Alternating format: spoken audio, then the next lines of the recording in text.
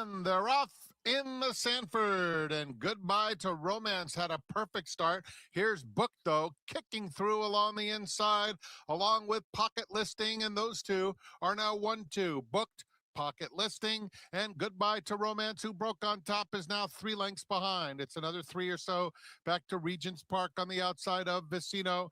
Rasasi at the back of the field, less than a half mile to go. Ricardo Santana Jr.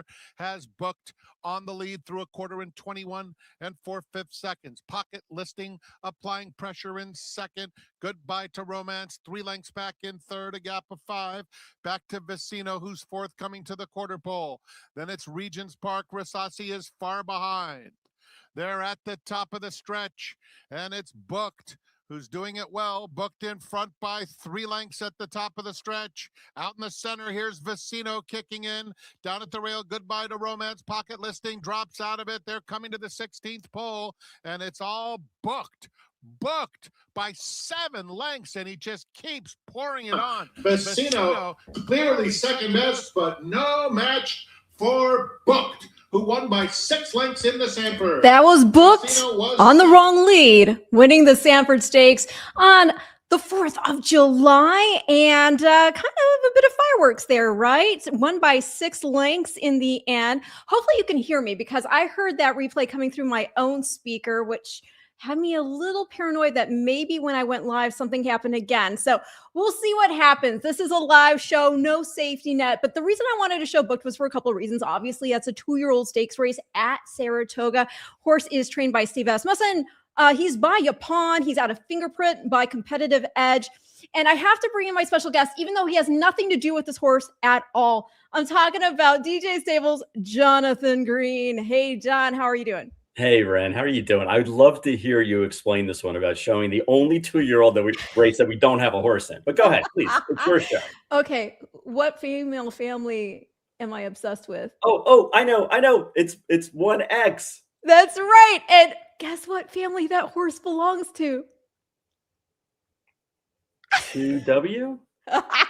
1X, baby. And so I have to tell John about this, because this actually is the branch of 1X that is tail female to numbered account. So you've got Super Saver in there, Bluegrass Cat. You've got a Breeders' Cup juvenile winner in Rhythm in there as well. So definitely a horse we're going to want to keep our eyes out for, and one that you'll be going up against at some point, I'm sure. I got an 85 buyer figure for the win. But let's shift our attention to DJ Stables, because you always come with a lit roster of 2-year-olds.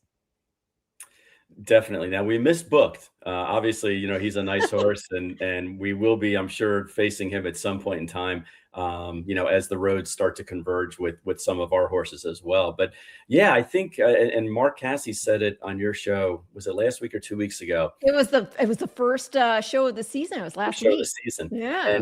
And this is a 2-time Hall of Famer who is saying to you, this group of 2-year-olds is the best group of 2-year-olds he's ever trained. It's exciting, which is amazing. So then, of course, I called him after the show and I was like, all right, Mark, which of our 1 or 2 represent the best? He said, no, nay. If you get on the show, you can talk about 10 or 12 horses that we have that represent the top of the cream of the crop. We are prepared to do just that. And just a reminder, everybody, because I know you're used to seeing John on Rail Talk. And Rail Talk, it's a great show. You guys talk about a lot of topical issues, very important issues within the sport and beyond.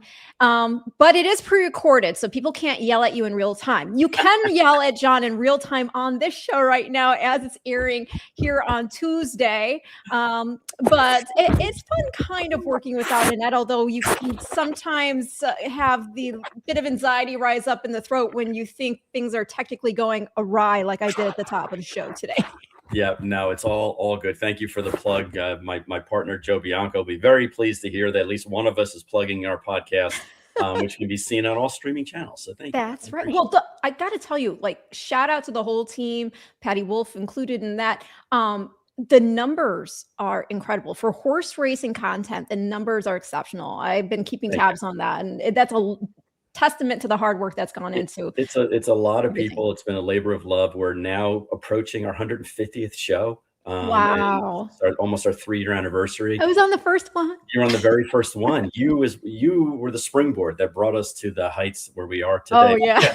We're like 250, 300,000 people every single show. That's amazing. And I'm only related to like 8 of them. So it's really amazing. I don't know why, but we have like some great appeal in South America.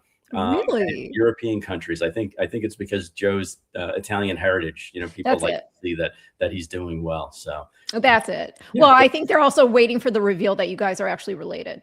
I'm sure people say that all the time. Father, son. It's never brothers. Nobody ever says. No, I "Oh, know you guys are brothers. I know brothers." brothers. Who's saying father, son? Father, son, cousin, uncle, something. Yeah, something Nah, crazy I go like brothers. But- But well, speaking of technical difficulties, I got to give a shout out to Mark, because at the top of our show last week, if you were watching, everybody, I don't know, we had some hitch in the giddy up, and I actually had to bounce out of the stream. And poor Mark is sitting there for about a minute and a half by himself.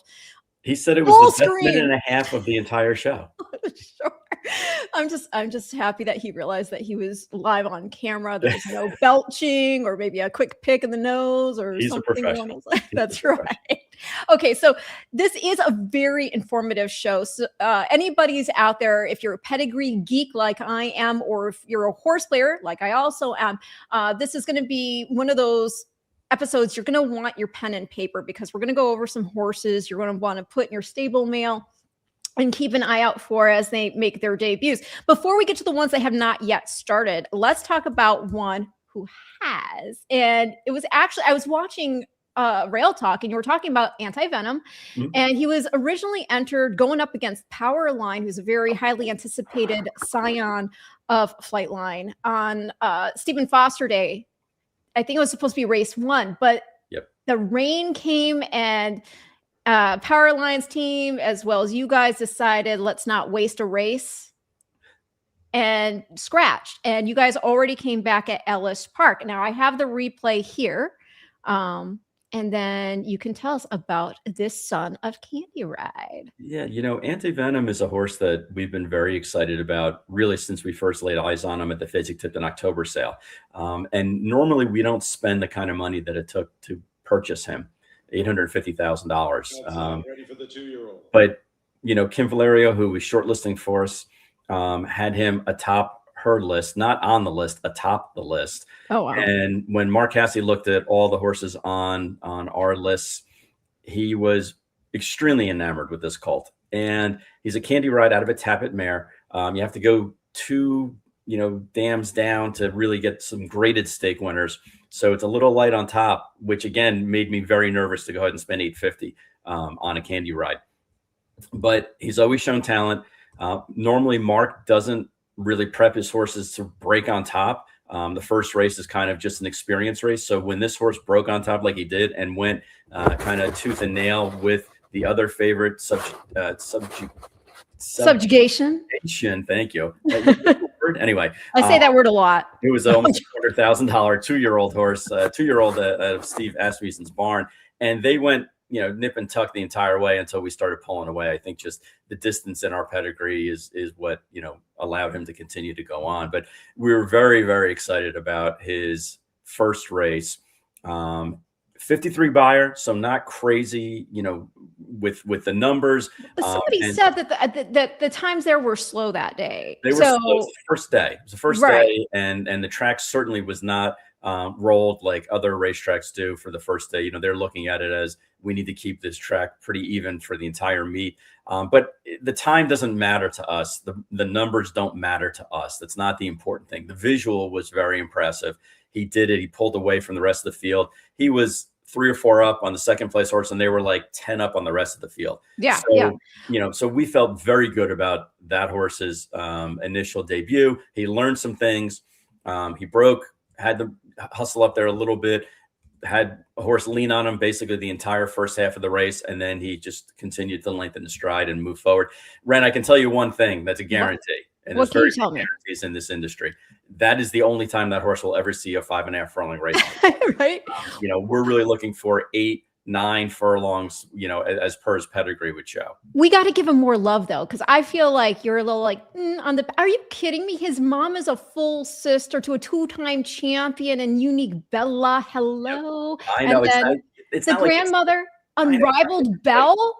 Yep. Come on, she won the Breeders' Cup. I'm going to say Distaff. I know they said it as the Ladies' Classic that year, but look, it's no 1X family, but not all of us can be from that family. So it's 14C. It's 14C. It's still in there in the catalog as far as importance. But I think the important takeaway for us is he pulled away from the field. Yes, he did it professionally. He was on the correct lead, and it's 4.5 weeks or so until the Ellis Park Juvenile. Which is 7/8 race. That's where he is going to be going next. So we don't have to, he doesn't have to travel. He doesn't have to go anywhere. He doesn't have to face booked. He can learn more, extend his pedigree, extend his resume a little bit, I should say. And then after that, we'll go ahead and start taking on some of the bigger, more powerful horses that are stabled right now at Saratoga. And, we'll be running there for the summer. Nice. All right. And also shout out, I got to give to the second dam, Unrivaled Belle again, because she's a daughter of Unbridled Song, and he won the Breeders' Cup Juvenile back in 1995. Okay, so we have some comments. Good program. Thank you so much, Roman. He's talking about DJ Stable. He's not talking about this show. Oh, that's right. He is talking about the show. This is my guy, Mario. Mario is obsessed with my hair and the fact that I always have it down. He wants me to pull it back all the time. Right. Which is fine. But I'm Middle Eastern. I like to be like long and like whatever. But thank you, Mario. My ears actually are pretty big. They're actually pretty big, Mario. That would be the only thing, if we were doing a confirmation analysis, that's the only thing that we would mark you off for. I'm not very aerodynamic. No. But Mario, I think's warmed up to me a bit, which I appreciate. So let's see what. Now, how about a horse player? He says he's going to disagree about figures. I totally disagree that the figure number doesn't matter. In my honest opinion, the number does matter, especially on Thorograph. Have we seen what Thorograph says? On this one, a buyer number isn't going to tell you everything like Thorograph number does. Now, Thorographs obviously are very key with a lot of other horse players. What do you look at generally? Because there's also a stable. Oh my goodness, Thorough Manager, right? Right. So what do you look at in particular? So we use the Thorough Manager for kind of like a quick and dirty, just to give us an idea of the next morning what it looks like. And the buyer number, usually it's some of the what I would call secondary racetracks. No offense to the Ellis Parks and the Monmouth Parks and the Woodbines of the world, but in the hierarchy of when those races are analyzed, they're not analyzed as quickly as Churchill Downs, Saratoga, Del Mar, things like that. Okay, so usually we'll do the Thorough Manager, look at it, then we'll get the buyer number and look at it. But the reason why I'm saying that the 53 buyer isn't of a concern for me. And 5.5 furlong for a horse who's going to be going 2 turns. That's exactly why. That's exactly why. If the race was a half a furlong shorter, they may not have even given it a buyer number, right? Because some of the racetracks don't until they start going further than 5 furlongs. So if it was just an eyeball test on it, it's check the box. He did everything he was supposed to. He was professional, all the good things. Now I know, working backwards, if he's gonna have a chance, since it's the Breeders' Cup show, I have to bring up the Breeders' Cup Juvenile. That's if he's gonna work backwards from that, he's gonna. Which I know you hate, by the way. I know you hate doing that. Well, I'm on the Breeders' Cup, so this is near and dear to me. So he's gonna have to run somewhere between a 93 and a 96 the first week of November, the last day of October, technically this year, in order to win the Breeders' Cup Juvenile. So I know that he's going to have to improve by 35 to 40 points to get there. Most 2-year-olds, that's a big leap to ask. Okay. But for me, the litmus test is going to be his next start going 7/8, which is really much more of a comparable distance to where he's going to be running, hopefully 8.5 furlongs. And then we'll see where we're at. If there's not a significant improvement, then that'll be, this is the manager side of me. Then that'll be, kind of, we'll pump the brakes a little bit with him.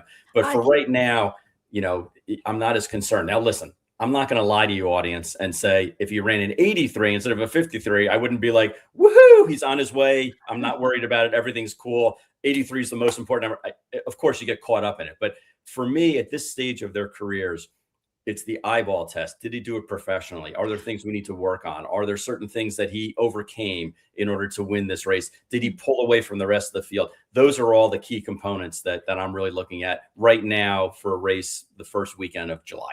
Well, you kind of nailed it. If you have a slower pace in the race, these again are 2-year-old babies.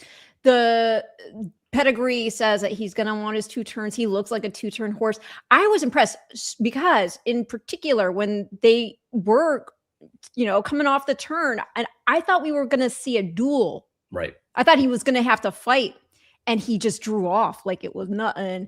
So I thought that was so impressive. And you already mentioned Kim Valerio. We talked about Mark Casse, and I remember Mark Casse saying he was not going to leave the sale without the horse.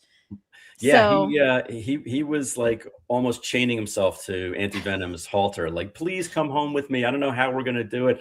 And look, we take when our team members, whether it's Kim Valerio or Lauren Carlisle or Sam B, who works for Mark, or Mark himself, when they come to us and they say, "This is a gotta have horse. You need to really focus your attention on this horse." Then I go through, and I was not physically there that day at the sale, so I'm going through videos. that is such a leap of faith. $850,000 sight unseen in person. It is a leap of faith, but that's how much we trust our team members. And that's how infrequently they all line up and say, "This is the one you need to have." Okay. And look, if we hire a team of professionals, and if we're not going to listen to our professionals, then what are we doing? Now, was I nervous about bidding $850 for the horse? Absolutely. There's crazy to spend that much money on a 4-legged animal. All right. And you're doing it off your computer, right? You're not on the phone. The computer, but I've been to enough of these sales. I think that one actually we bid with Mark on the phone. Oh, okay. But I'm watching the videos and the walking videos and slowing them down and speeding them up and looking at it through our analytics and all those things in order to feel more comfortable about buying that specific animal. I think the one thing that Kim said to me that really put me over the top with this particular horse was he looks more like a gun runner than he does like a candy ride, which means he has more substance to him.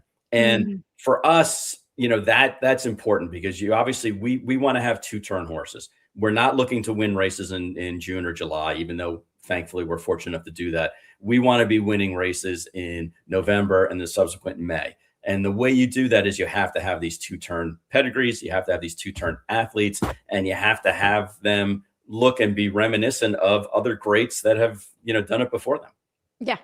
And it's got to feel really good to see him answer the call at first asking. The next start is going to be the Ellis Park Juvenile on August 9th. That's correct. That's correct. So that'll be 7/8. And again, right. He can walk right out of his stall on the track that he's been training at, for then it would be for almost a couple of months, and can then hopefully move forward. And, crap happens all the time. They're animals, they're athletes, they're not machines. So it's not like we know we can turn the key that morning and everything's going to be cool and great. And I mean, you have to take everything in stride. The horse has to continue to develop. Mark and his team have other things to do with the horse in order to ensure that he can indeed go 2 turns and do it in a relaxed frame of mind. So there's a lot of work to be done. And it's not just a matter of, okay, we'll push the button and Anti-Venom will be ready to go that day. I don't take that for granted at all. Every morning when I wake up, the very first thing I do is I look over to see if my dog is still on the bed with me, because he sleeps on my chest, which is great, Blue. And then I check my phone, and if I don't have a text from Mark Casse at 5 a.m, I go, okay, good. That means that everyone got through the night. No one got cast, no one colicked, no one woke up this morning off. And then I'll text Mark, "How's the big mare?" And he usually texts me back about Nitrogen, how the queen is doing. And then we can kind of both be on our way, and then I'll circle back with him around 10 or 11 o'clock during the day. But that's my morning routine. Well, we're definitely going to circle back about Nitrogen in a little while, but let's talk about a horse yet to debut, Drexel Drive. Gotta love the alliteration. This is a $400,000 Keeneland September yearling. She's by Into Mischief. She's out of Malibu Cove. She should be, according to you, making her debut at Ellis in about 2 to 3 weeks. This filly is a half sister to Grade 1 La Brea winner Calypso, and the mom's a full sister to Grade 2 Tampa Bay Derby winner Perspective. I actually have a picture of this filly. Let me see her. Oh, not a Perspective. Okay. Of your filly. Okay. Let me see here. I think I've got her ready. There she is. I'll give your audience a tell that I don't even say on my show. Okay? Oh, I love it. Okay. So gather in. I'm going to say it quietly, but you have to come in close. Okay. if we really like our horses, we usually name them like one-word names or alliteration names. That's usually the way that we do it, because just for whatever reason, we think, okay, if we project it forward, that's going to sound great when the track announcer talks about it, or that's going to sound great when we have a stallion deal or anything like that, or a marketing deal. So if you ever see a horse of ours that is either one-word name or alliteration names, 2 words, that's usually pretty good. You'll see throughout the course of the show, you can be like, oh yeah, okay. Anyway, back to our regular show. All right. Well, we got the scoop on that. I love that. I love to know that she looks like a big filly. I don't know. She's got some size in person. She's got some size to her. She's a big, robust kind of filly. And again, reminiscent of certain things, we had a pretty good Into Mischief before in Wonder Wheel. And when we looked at this yearling, Mark pulled me aside and he said, she's Wonder Wheel-esque. Oh, Okay. wow. But she's a big, 2-turn framed horse. You can see she's got a great overstride in her walk. Oh yeah. Big walk. Big, very, very good conformation wise. And as you just mentioned, really solid pedigree. We don't get a chance to buy too many Into Mischiefs, but again, we felt because of her pedigree, this was a filly that we really, really like. Now, ironically enough, she was not on any of our short lists. I give credit to Mark Casse and his team for actually unearthing her and being like, she's one that's not perfect now, but I can project to see what she's going to look like. And as a 2-year-old, and more importantly, as a 3-year-old, I think she's exactly the kind of athlete that I want to have. Nice. Well, let me see her. Again, she is going to be likely making her debut at Ellis. And she was named after Malibu Cove is the dam, and friends of ours have a place out in California on a street named Drexel Drive. There you go. That's how we ended up with this name, Drexel Drive. Love it. Now, I don't know. I think he's talking about me, not the horse. Yours are fine. Thank you, Mario. He's not talking about mine. Yours are perfect. I'm actually jealous. My cab with the back doors wide open. You just have just enough to hold to hang the glasses. Hold the glasses. Just enough. Mention Ellis entry coming. Is this what we were talking about, or the ones we got coming here later here? Because we have some other horses. We have some other ones coming up, Gary. Absolutely. Oh, right. Definitely mention. Gee, I wonder if Gary likes Ellis Park. Do you think maybe he does? Yes, of course. So right now, I'm going to quickly, before I share the screen, I'm going to get the right hip number in as I adjust. The next filly we're going to talk about is Goose Quill. Now, we don't have alliteration. We have 2 words. So right. I don't know. She may surprise me. Okay. She may be out of that mold of, we like alliteration names or 1-word names. Goose Quill, I think actually I tried to do it 1 word and I was told that it's actually 2 words. So I think that originally I thought in my head it was going to be 1 word. But what is the story behind this name, Goose Quill? Is this what you, because of the Constitution and writing with Constitution, right? Because they signed it with a Goose Quill pen. Now the story with her is we actually owned her mother, Smartly Agree, and we owned her for a number of years. She's one of the last Smart Strike mares that's out there. Wow. And she comes from a very, very solid female family that primarily ran on the turf and on the Tapeta. We sold Smartly Agree carrying Goose Quill. She was actually in Foal the Constitution, and we sold her in Foal the Constitution. And the foal came out. Obviously, we didn't own the mare anymore. Yeah.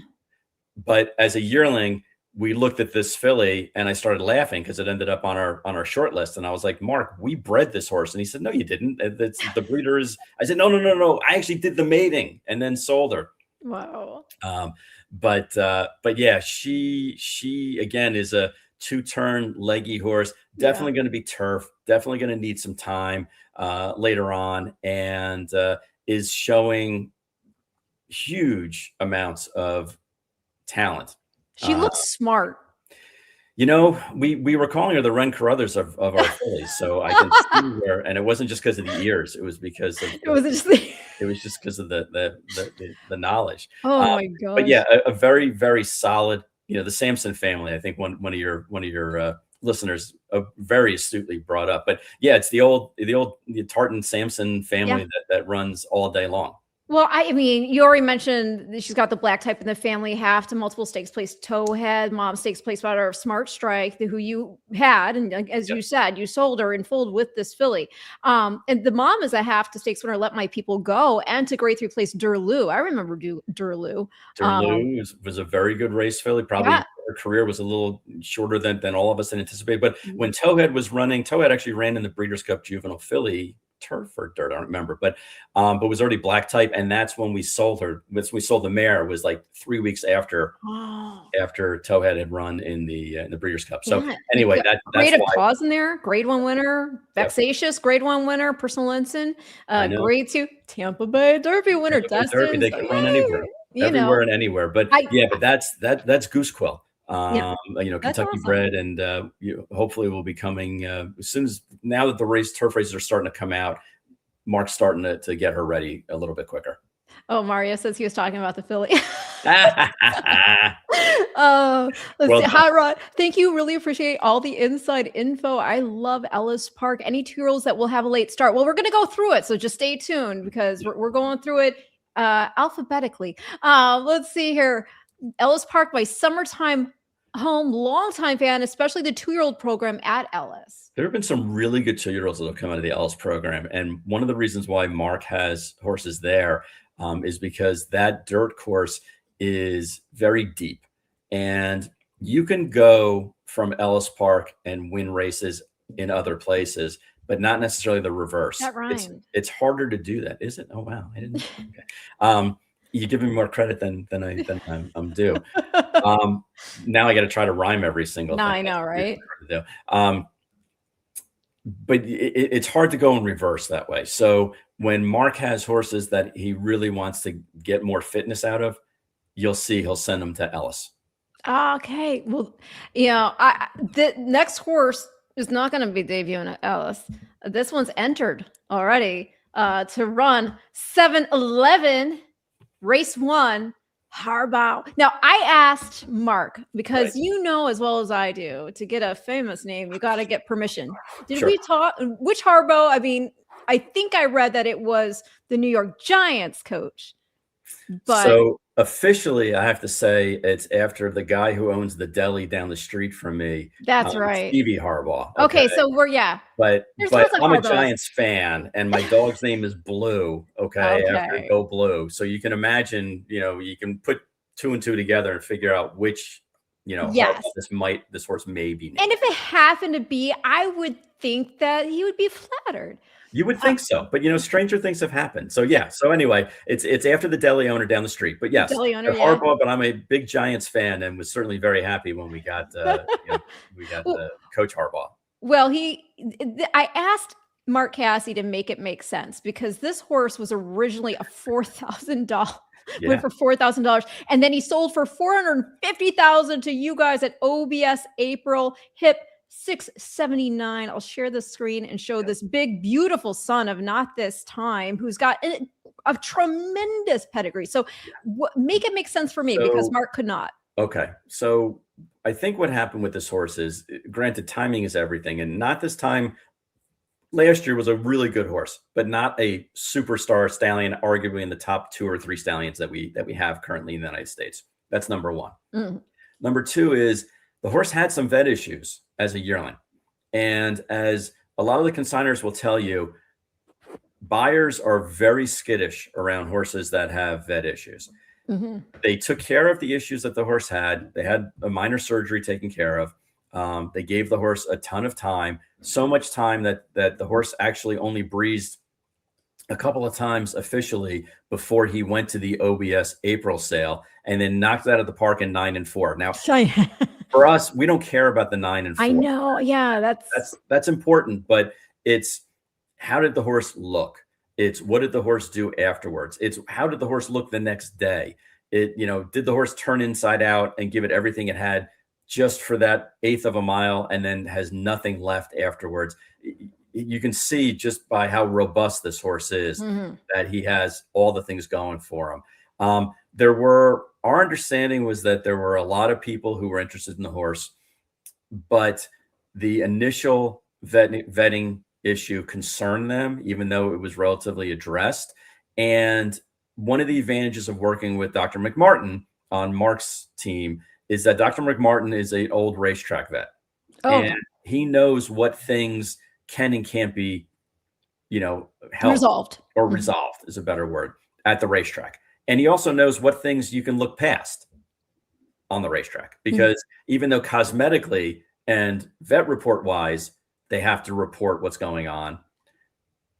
There's certain things on there that he's like, the horse is going to get hit by a truck before this bothers him.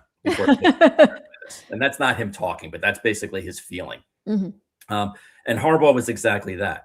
We knew of the top 10 or 12 buyers that were down at OBS, the horse had been vetted out by like 80% of them.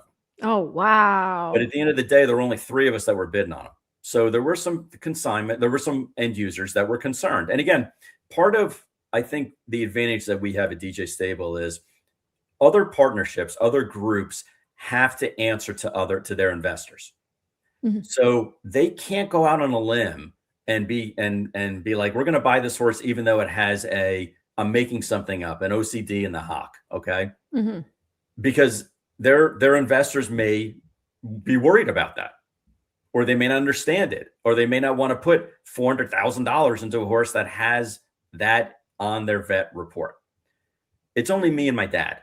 So as long as we're comfortable with what's going on, and most importantly, Mark is comfortable with what's going on, because Mark has seen all these things 10 times over, then we feel confident that we can go ahead and raise our hand and buy a horse. The one thing that I'll say about whether it's Harbaugh or any horse at auction is when you go to an auction and you buy a horse and you sign the ticket for that horse, it means basically that you are telling the entire rest of the industry, the entire buying public, I'm smarter than you because I think this horse is worth one bid more than somebody else was willing to do, or multiple bids more than somebody. So you're putting yourself out there every time you sign a ticket.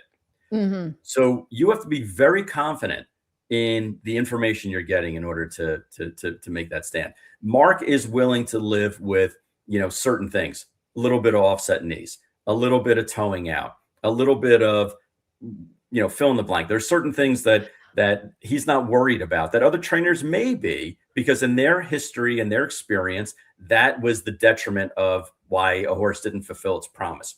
Mark being around for 40 years and having the information from Robert McMartin, Dr. McMartin, and our 40-year plus, experience in the industry, all those things put together give us the confidence to do things like this. And there are horses we'll pass on because of issues, and other people will buy, and that's great. That's what makes the industry go around. But basically, every time you sign a ticket, you're putting yourself out there and saying, I'm smarter than everyone else in the industry. So, most of the time, 90% of the time, based on my figures, you're going to look like a schmuck if you do that. But you have to place your bet on something. Well, there have been so many instances where we've seen horses who went on to be superstars that were passed over due to issues that they either could have just grown out of, or issues that just were not issues for them as a race horse. I think we've gotten very hung up because these prices are so high on trying to find the perfect specimen, perfect legs, perfect angles, perfect this, perfect that.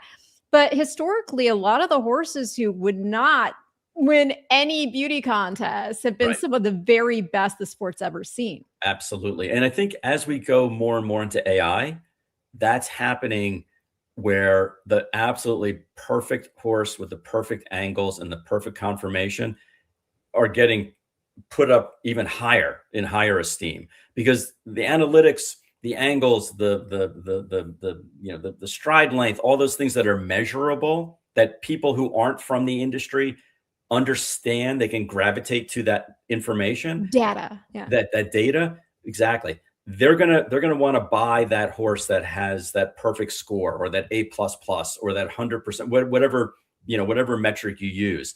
When in reality, not every single 6'5" basketball player from North Carolina is going to be Michael Jordan. Right.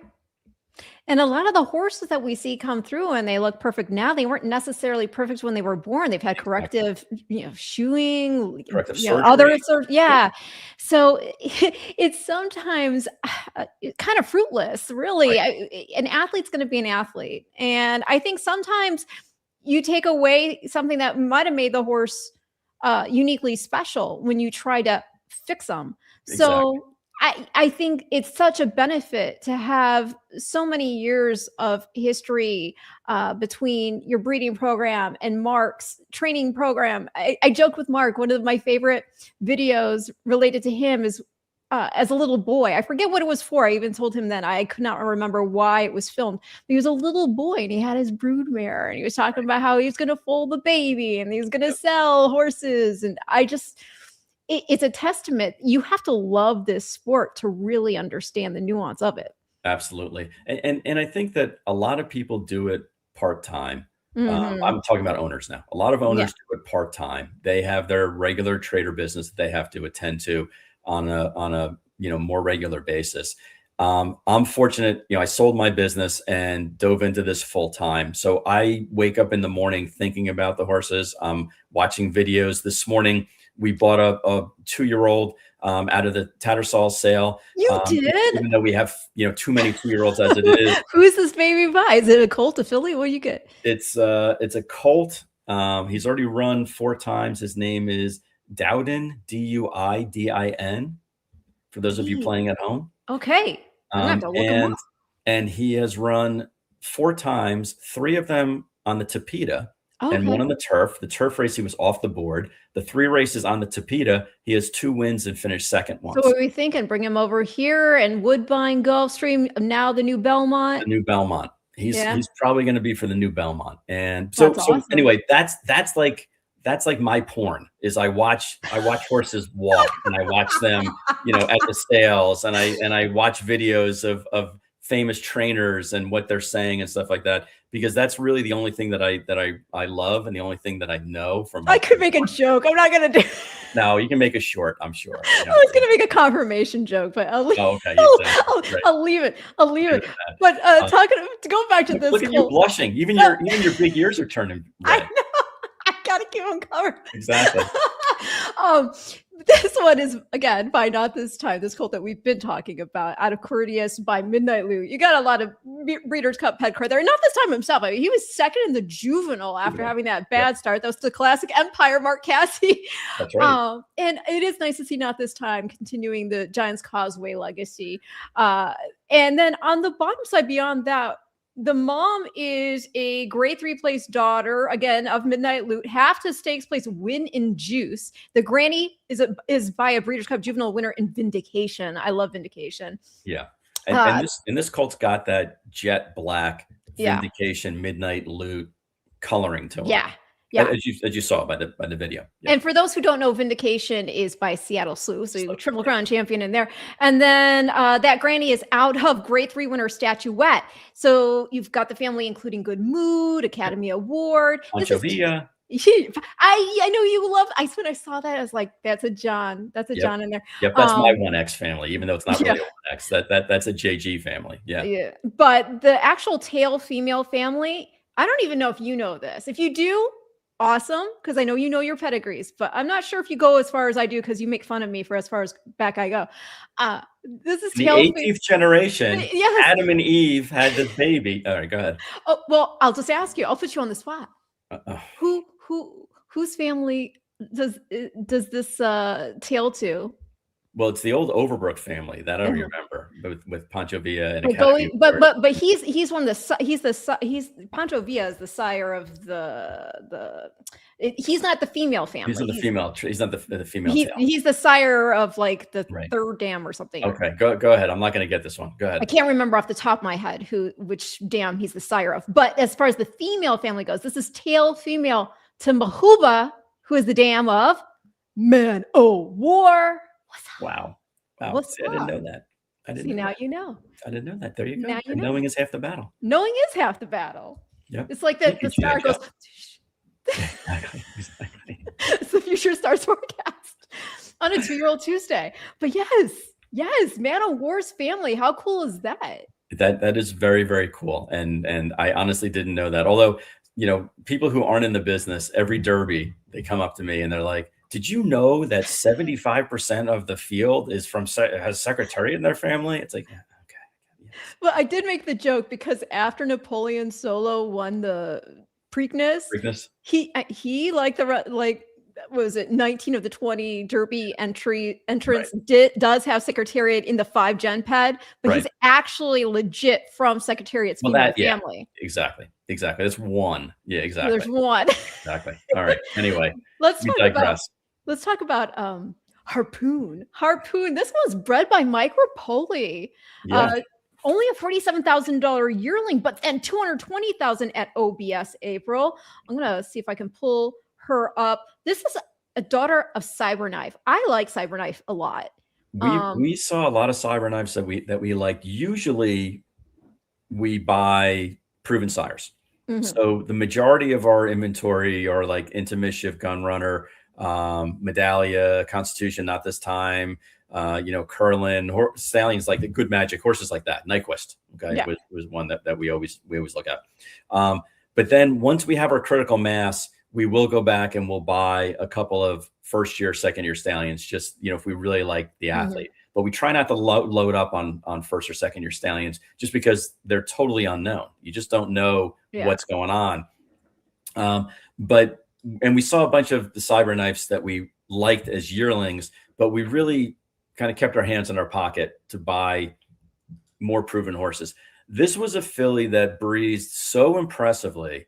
And again, 10 flat is a very good time. And she looks like her daddy. She does. And she went so impressively that we actually went to our friends at West Point and said, who are your top 2 or 3 horses of the day?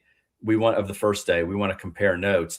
And we both had this filly atop the list. And we said, you know what, rather than us bid against each other, let's just partner up on her, because we both thought she was going to bring $300,000-$400,000.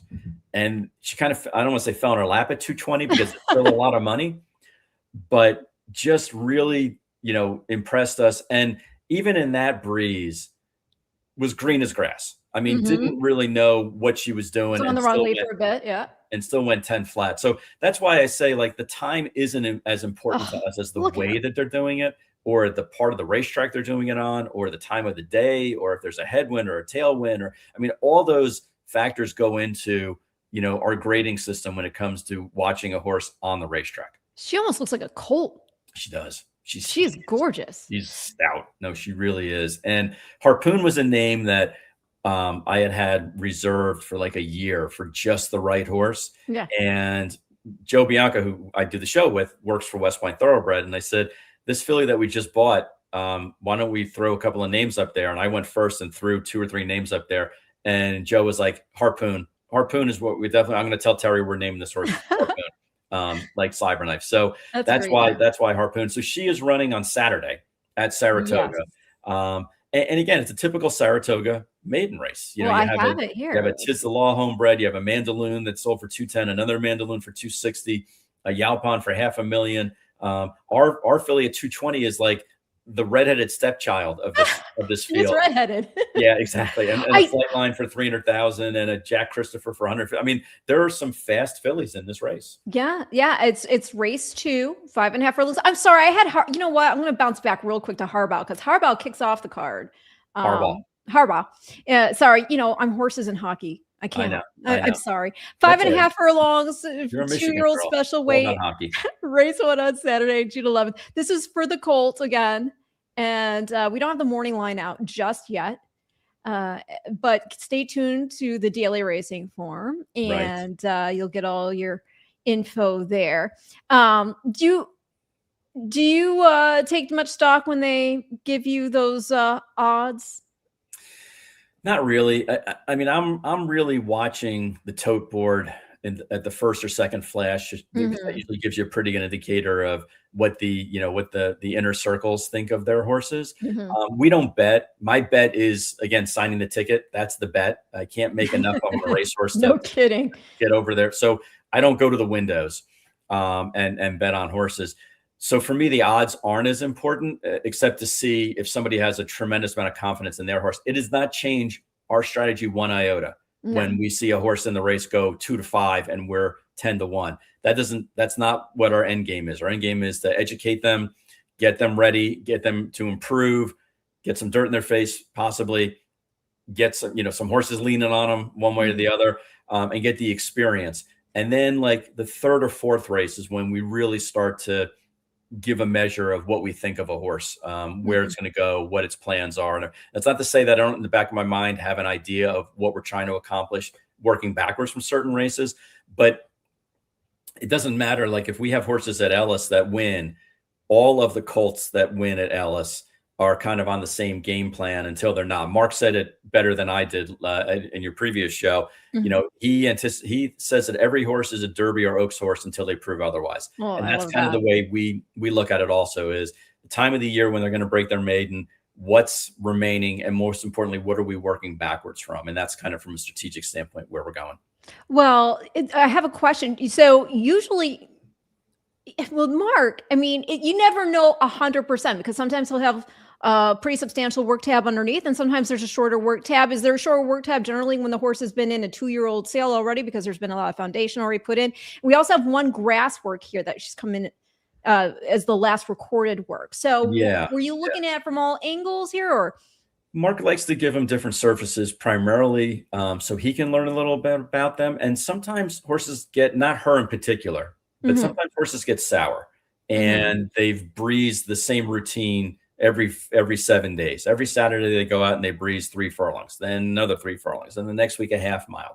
And sometimes, especially the smart ones, they get bored of it. They get tired of doing the same thing. So sometimes he'll mix it up and he'll breeze a horse on his, at his racetrack a couple times and then bring it over to OBS and breeze on the Tapeta once to get used to like being in a van going, it's 3 miles down the road, but going down the road, breezing on the Tapeta, giving him a different track surface to kind of surprise him and wake him up and have them be like, oh, okay, this is different.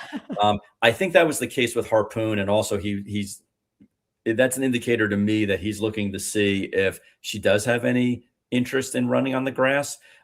Because we forget, like we have a critical mass of 2-year-olds. Mark has 3 of those 2-year-olds. So in my program, it may be one of our top 10, but in his program, it may not be. So he's looking for other alternatives to say, all right, I know that this filly's really nice, but she's not as good as fill in the blank or fill in the blank. And therefore I need to see if she's got a little bit of turf pedigree. Maybe I should look to see if she likes the turf or not.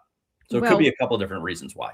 I was thinking also, this is fun. So as we were just discussing, Cybernai, first crop representative, he won the Arkansas Derby. The Haskell, I know you gotta love that, Jersey boy. Yep. He was runner up in the Travers and the Breeders' Cup Dirt Mile. Mom, grade 3 place, Daughter of Violence. She won first out Santa Anita by 8 lengths. And then she was well beaten second. It was in the Las Virgenes, though, to Adair Manor. Yeah. And the Granny, unraced daughter, Breeders' Cup Juvenile Champ, Unbridled Song. And the Great Granny, grade 2 winner, Royale Michelle by Elusive Quality. You gotta love the name, right? Yeah, well, and probably Elusive Quality's, one of his best fillies ever. Yeah. And her mom, stakes place, Michelle Royale. But how often you ever see this? Groovy. Right. How often you ever see Groovy in a pedigree? Yeah, I know. Champion sprinter. Yeah. And a short-lived stallion career. Yeah. Like you never see that. So she's got the speed and the stamina. She looks like a 2-turn horse. Right. And looks like a boy, like you said. When you buy it, it's so weird to see Mike as a breeder, even though I know he breeds horses. Yeah.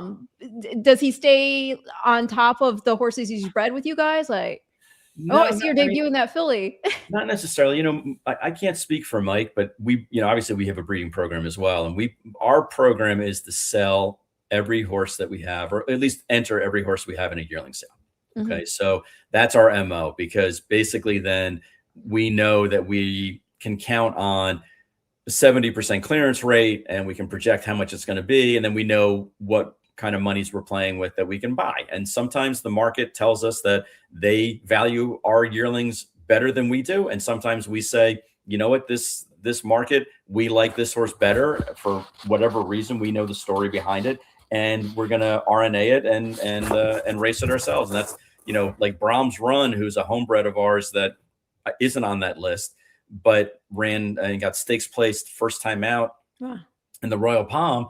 He was a Golden Pal, son of Ice Cream, and the market, we ended up buying him back for $15,000 because his pasterns were so long and he looked like a European turf horse. Well, if you would have told me in September, hey, you're going to have this horse, he's going to be the first one that you're going to race, and he's going to be black type right out of the box, I would have said you're crazy. But they grow and develop and change, and sometimes you have you get fortunate at that point. I think Mike is similar in that sense, is that he's got such a critical mass of mares that he's breeding to his own stallions and also to outside stallions, that he's also selling some and turning it over and bringing some cash in as well. So his team may have said, as a yearling, we don't like this filly as much as others.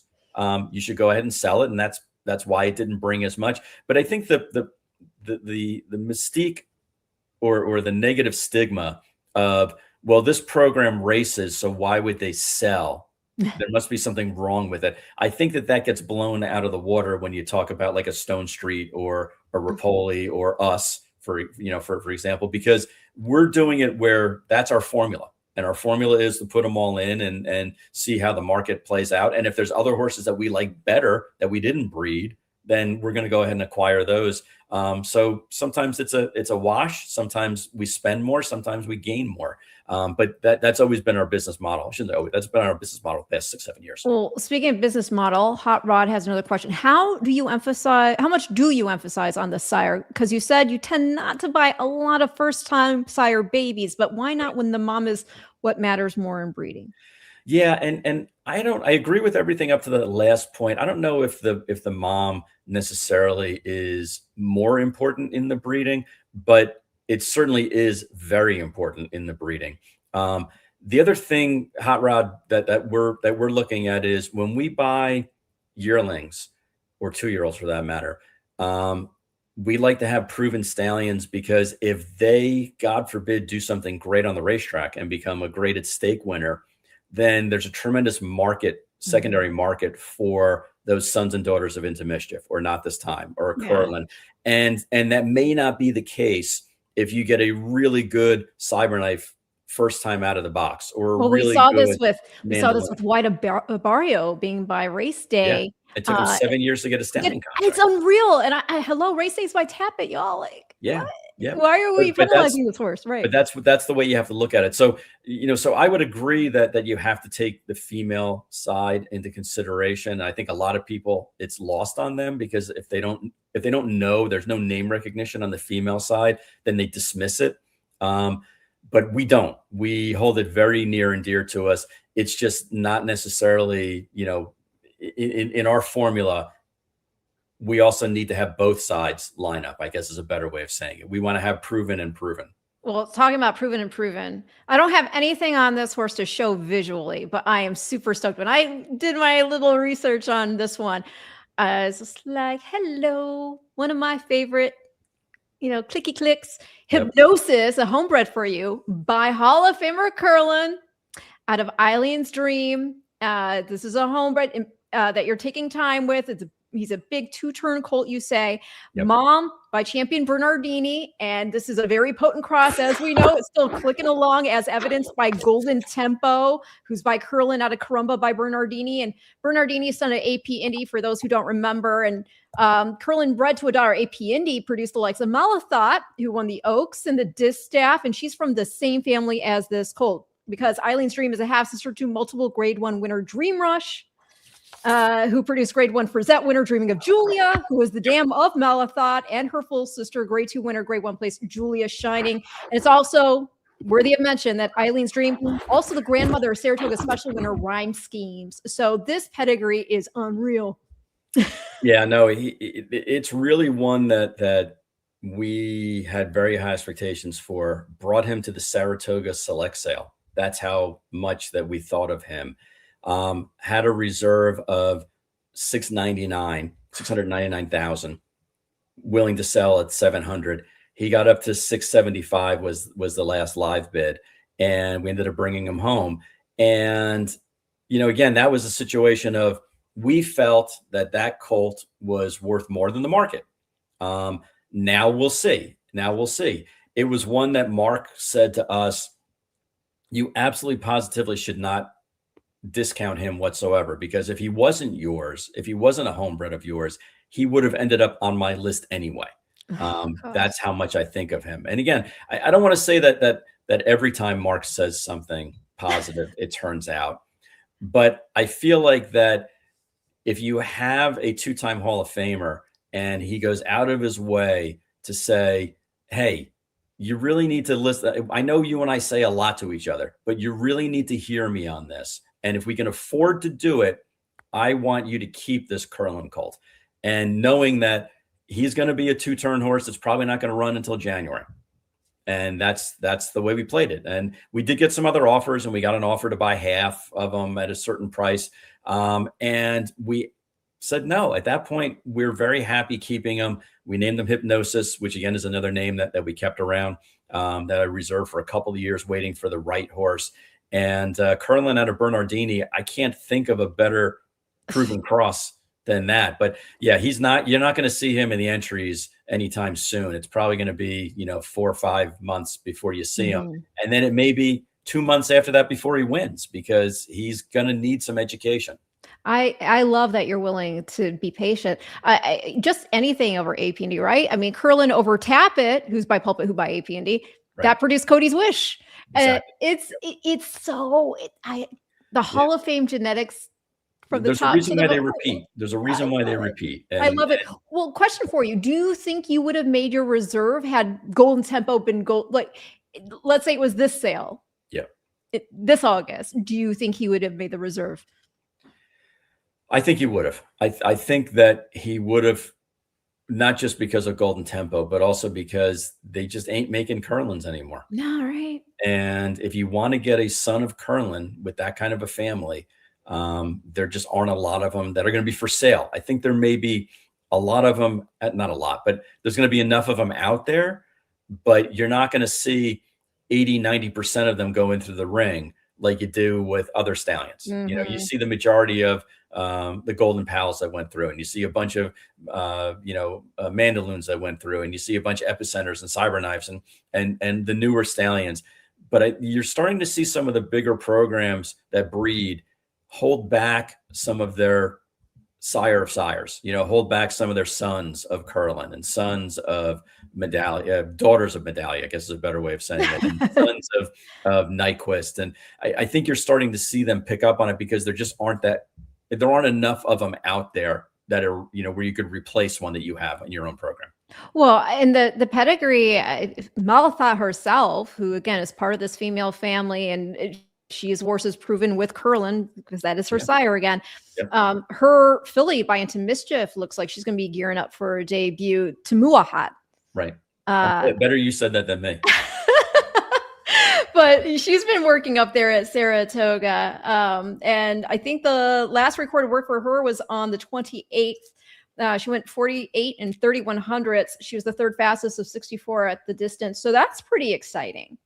It's still a building family, even though it's an older family. It's a family that has a lot of well-bred fillies in it, and that's what we like to see, because there'll be more and more things to fill in. Not that there's a lot of room on the page, but there'll be more things to fill in as things go. And again, if he turns out to be a pretty good racehorse, a graded stake winner, he could stand at studs somewhere. I mean, it's that kind of a page. So we didn't want to discount it, and we bought the mare in fall to Curlin. So I can't even say that I was smart and did the mating. We bought her off of Hillendale in a digital sale.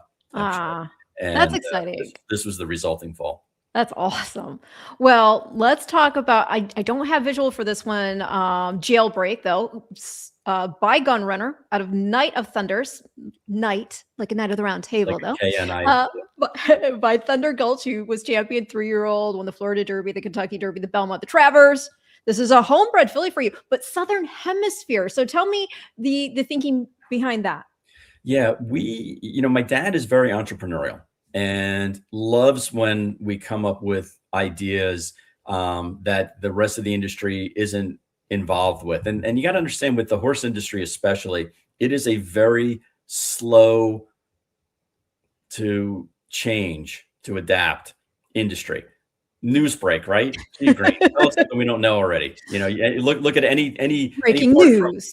From the pari-mutuel system that we have, to the lack of marketing, to a bunch of other things that this is a slow growth industry as far as that goes, slow adaptation. And I noticed that some of these top stallions that were super expensive, standing for $250,000, $300,000 during the normal season, were a third of that price if you were going to breed Southern Hemisphere. And our industry is still, again, slow to react, is still natural breeding. All right, so hold your ears, Ren, because I don't want you to get embarrassed. But that means there's no artificial insemination. Okay, so years ago, they used to send these top stallions to Southern Hemisphere. They would send them to South America. They would send them to Australia, and there was a quarantine, window. And anyway, now that when COVID hit and there was a lot less opportunity to move these horses back and forth, the farm started saying our stallions are way too valuable to move and to go through the quarantine process and everything involved. So if you want to breed, if you Southern Hemisphere mare owners want to breed to our stallion, you need to send them to us. Well, at that point, I said, Dad, we have some of these older mares that maybe didn't get pregnant because for a multiple reasons, whether stallions are being overbred, they're getting the popular stallions, commercial stallions are getting bred 3 or 4 times a day. Some of them are getting a little older and maybe their fertility is not as good. There's a whole host of reasons why. Our mares maybe are a little bit older, but they're not getting the spot that we want to get bred, or physically they need an extra couple of months to get over foaling.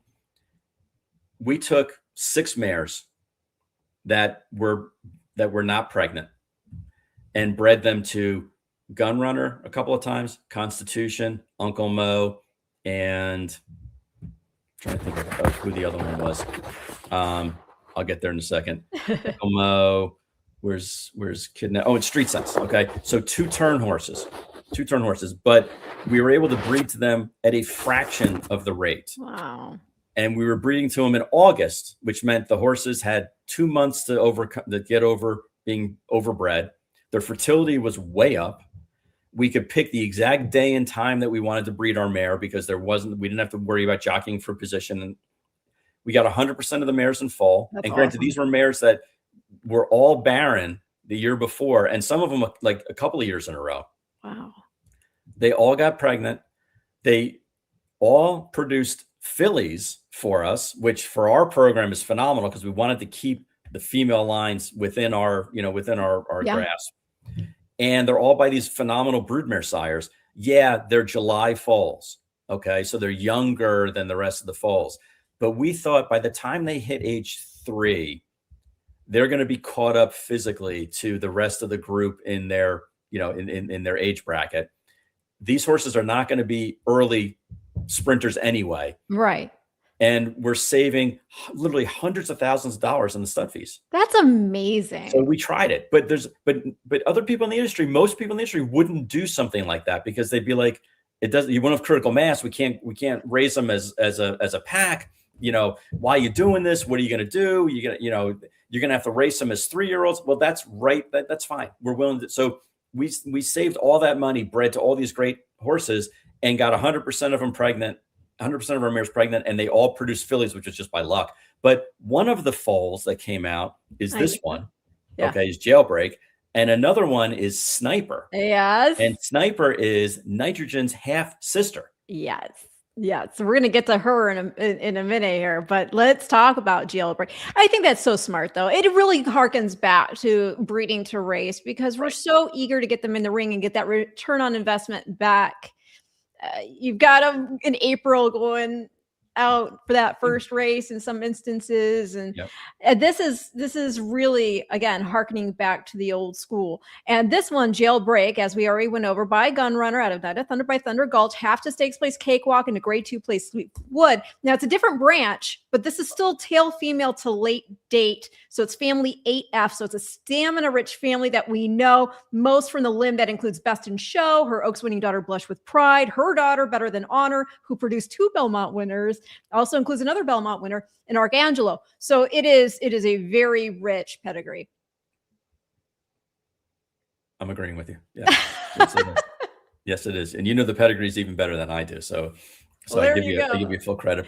But you're right. We, again, I'm in a unique position because I answer to one person. He's entrepreneurial. He's willing to take a shot and do things tailor-made to their credit. We brought this crazy idea to them.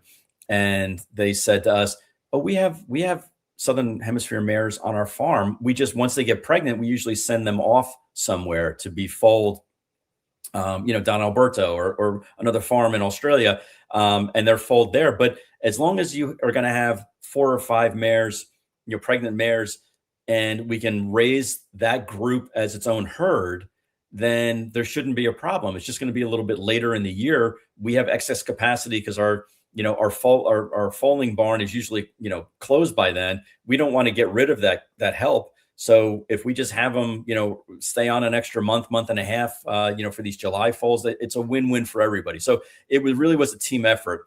Have you repeated this for this year?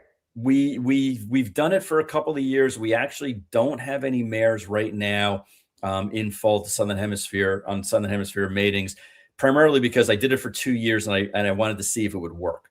Yeah. And if it didn't, I didn't want to continue to pour money into it. No, I understand that. So we opted to do it for a couple of years. It looks like it's working, and now this year we're going to do it again for 3 or 4 of our mares.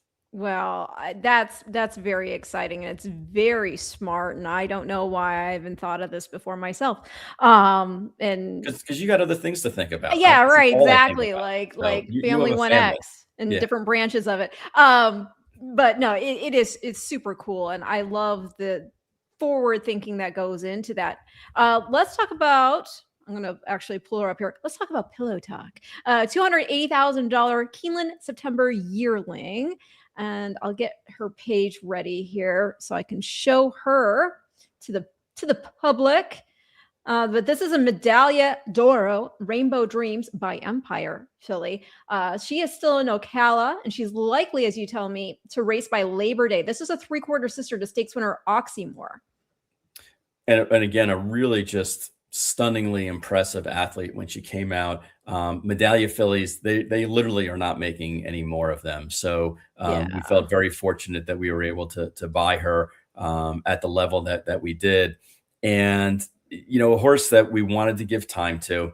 We knew, again, wasn't going to run until later on in her 2-year-old year, if not the beginning of her 3-year-old year. And she just looked a little bit, and this is no knock against the consigner or the breeder. She was a little bit underdone.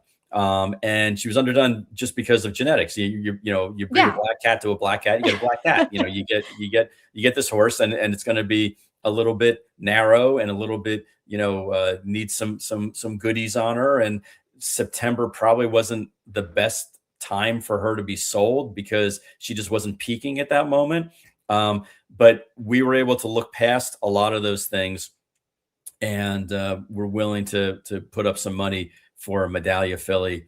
Again, I think Vinery does a very good job for their clients, so it was not a knock against her. But when you're hip 875, when you're in the first 1,000 horses, pedigree wise and looks wise, sometimes a filly like this may get overlooked for the simple reason that the Medaglia before the past year or two, they weren't crazy about Medallias. Now it's crazy. Now you get crazy over Medaglia fillies. Not that he wasn't a good stallion before, because he's certainly hello. Yeah. But he did have a resurgence with Nitrogen and Good Cheer. It's amazing. He's finally been pensioned. Yeah, finally been pensioned. We actually had Kate Galvin on our show 2 weeks ago, and she said we pensioned. We didn't allow outside mares to be bred to him. We bred him to a handful of our own mares. He didn't get any of them pregnant, and we just decided to hang it up at that point.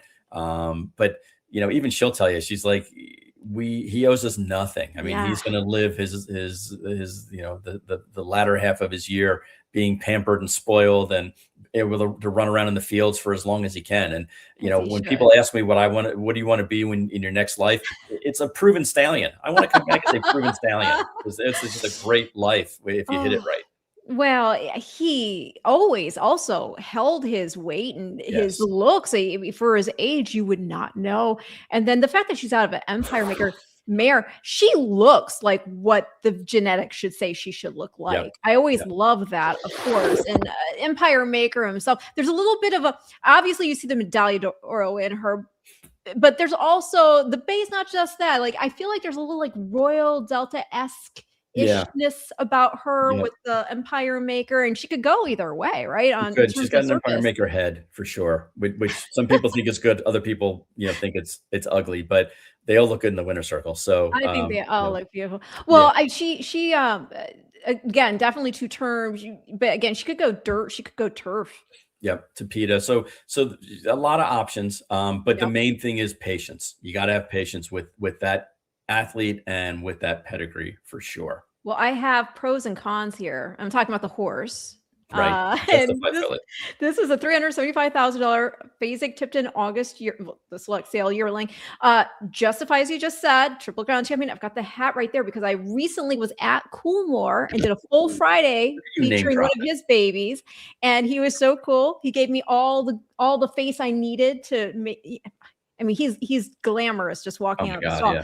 And then this girl's out of Celestial by Quality Road. She's already stakes place. I'll show the replay here.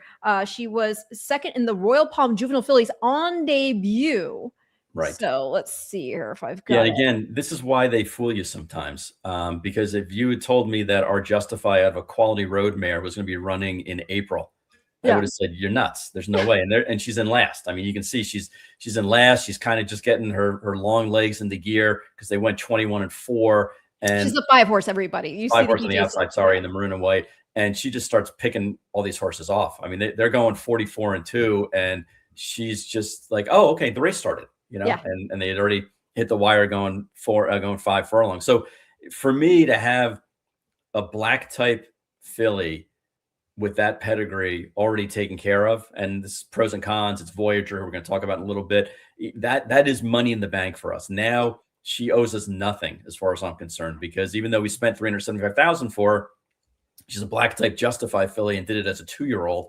And at a distance, that's not necessarily. But the other thing is like people don't even. This filly's page is awesome because beyond everything you just said, and by the way, she's entered in a main special weight at Saratoga on the 10th on race Friday. 2. Yep. Yeah, on Friday. Not only is the dad a Triple Crown champion, a sire of Grade 1 and Group 1 winners across the globe. Mom is a full sister to Breeders' Cup Juvenile Fillies champ Caledonia Road and a half to multiple grade stakes winner officiating, stakes winner one of a kind. The family also includes Grade 1 winners Hymn Book, Data Link, Breeders' Cup Juvenile Turf Sprint champ Cy-Fair. Oh, I'm sorry. I love West Point and I love their filly, but I think she should have been champion 2-year-old filly. I'm just saying she beat boys from across the pond. That's fair. Winning That's the juvenile turf sprint. You also have Crimson Advocate in there, who won the Royal Palm Juvenile Fillies, and then she won the Group 2 Queen Mary. It's a huge pedigree. And if you want to get really, really geeky with it, don't forget Justify, his family 1L, and this family is 1H. So you brought a 1 family to a 1 family. Right. And she's a Florida bred to boot. Breeders. And she's a Florida bred to boot, which I thought was interesting. You don't see too many Florida bred Justifies out there. Yeah. But yeah, she's going to run on Friday. She pulled the 1 hole, which I'm not crazy about, but she has run before, so it's not going to be too much of a surprise. But you know what, Ren? She finished second in a stake race first time out. I don't think she's going to be the favorite in that race, but that's just Saratoga. I mean, that's Saratoga for you. Is that there's there's a gun runner that ran second first time out, of Graham Motions and Alex Campbell's. And, that horse is that filly's probably going to be the favorite in the race, and rightfully so. So, we have some things that we want to try to accomplish. She already checked a lot of boxes by getting black type for us as a 2-year-old. Jose, is supremely confident about her. Going a little bit further, she's going from 5 furlongs to a mile, which I think is going to be much more suited for her. Yes. And that way she won't have to go out there 21-3, 44, wing dinging it and not really know what she's doing. She can relax. So I'm very excited about her possibilities. The odds are out. I didn't even know the odds were out. So what are we? 2-1. 2-1, and what's the outside horse? Let's see here. We've got, I'm going to just scroll slowly so I don't do whiplash to all watching. Let's see here. Mary's going to run 8-5. Yep. And rightfully so. I get it. Oh, she's on a Mean Mary who Graham also trained. Yes. Yep. Exactly. Got it. I remember him posting once. This must be her first full, right? It has to be. I don't know. Let me see. Siblings. It has to be because Mean Mary, she ran her last race was August of 21. She was second in the Beverly D.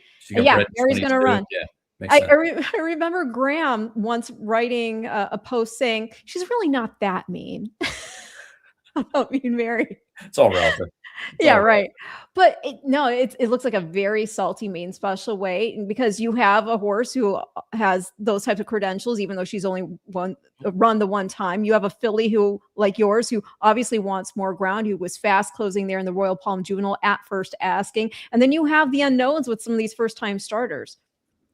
Yeah, but I wouldn't trade our position for anybody. That's no discounting the other fillies in that race. But I think I know what we have, and going a mile on the turf is exactly what this filly needs at this stage of her career. Question for you, because I know you had the opportunity before with Bullet, and you decided to stay in North America.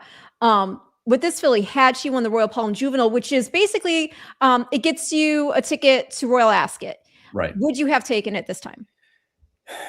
We've had 3 horses that have won races that earned travel allowances to go to Europe, to Royal Ascot specifically. And on those 3, it was an absolute no. Didn't make sense. Didn't want to risk it. Didn't, had bigger and better plans. For this filly, for pros and cons, I think I may have entertained it. I'm not saying we definitely would have gone. But the problem with the great thing about going is it's an experience. Okay. It's a bucket list experience, and you get a chance to rub elbows with royalty and all those things, which are really cool. But it also takes a lot out of your horse. Yeah. And when Nitrogen last year won a race and got invited, we said no before the champagne was even off the ice. And I think they were a little, how do I put this politely? Pissed off that we didn't even entertain the idea. But for her at that time to go, you're basically saying, for one race, I'm going to go there for one race. I'm going to miss the equivalent of 3 races here. Yeah. And if Nitrogen had gone, we never would have run her in not the with applause, with the Wonder Again. Wonder Again. I keep wanting to call it Wonder Wheel because that's hard. Yeah, the Wonder Again. Which meant that we never would have tried her on the dirt. And the rest is history. So things work for very strange reasons. I didn't want to send her over there for the simple reason that it didn't make sense to miss the next 3 races that we were going to have on our schedule in exchange for the experience. But other people do it, and I can't say not to do it. Just it didn't make sense for us. Justifies have done well overseas. Scandinavia won the Gold Cup at Royal Ascot this year. He also had the Exacta in the Chesham Stakes. Yep, exactly. And that's just this year. I mean, they perform very well on that turf course in particular, and in Europe, kind of in a more broad, macro level. So I think we would have had to have thought about it, especially because, again, she ran in May, and now this is 9 weeks later when she's running again. We wouldn't have really given up maybe but a race to be able to do it, because there just aren't that many 2-turn races that were being offered here in between. So I think I would have had to have given it more consideration, but the other 3 times were a definitive no for us. Well, if you ever are in the position again and you actually take it and you need an entourage, I would love to see Matt Carruthers in a top hat. Have reason to wear one. So if you need like a hype crew, like we're there. You don't need for me to send a horse there. You guys can afford to rent a tuxedo and white gloves for you and yards. FanDuel's out of business. So I know. I know, but you have other rich friends. I know. Oh yeah. Well, But I'm honored that you would consider to be in our entourage. You were right there when Nitrogen won. Yes. They were recording me, and I was trying to be very stoic and very like, okay, this is like another walk in the park. Meanwhile, internally, my inners were turning, and you kind of walked over, and I was like, nope, not yet. She didn't hit the wire yet, and then she won, and we got to embrace, and that was really fun. But if you do watch the video back, you can tell I'm waiting, because once she hit it where I'm like, there's no flipping way, unless like for some reason, remember when Penny Chenery said when she's watching Secretariat in the Belmont, she's like, oh, Ronnie, just don't fall, like, because she knew it was done at that point. The horse was going to win so long as nothing. I knew. So that's why I was sort of I like, know. all I right, know. But now you I were can. cool. You understood where I was coming from about But don't jinx it. Don't be a mush. The funny thing is I had no idea you were being recorded by ABR. So when I saw that, Oh yeah. I no, don't. I promise I I call didn't. BS on that, Ren. No, I don't want. You were like, I promise, I don't even white lie. Like if you tell me if you're wearing something and I hate it, I have to find at least something I like about it, because otherwise I'm just left telling you, not my favorite. All right, we got I'm 10 that minutes. person. We got 10 minutes left. You got 10 minutes left. We got 10 Let's minutes. talk about Sniper. She's So Sniper's, I mean, a good way to end the show is that she's a half to nitrogen, and we wouldn't have had her if it wasn't for this Southern Hemisphere experiment that we did. She wouldn't be in existence. The mare, Tiffany Case, had not carried a full pregnancy 2 out of the previous 3 years. And we needed to have something to turn her around, and breeding her to Gun Runner. She got in fall in the first cover, carried it full term, was great. And then with that Southern Hemisphere full by her side, we bred her to Not This Time. She got pregnant on 2 covers.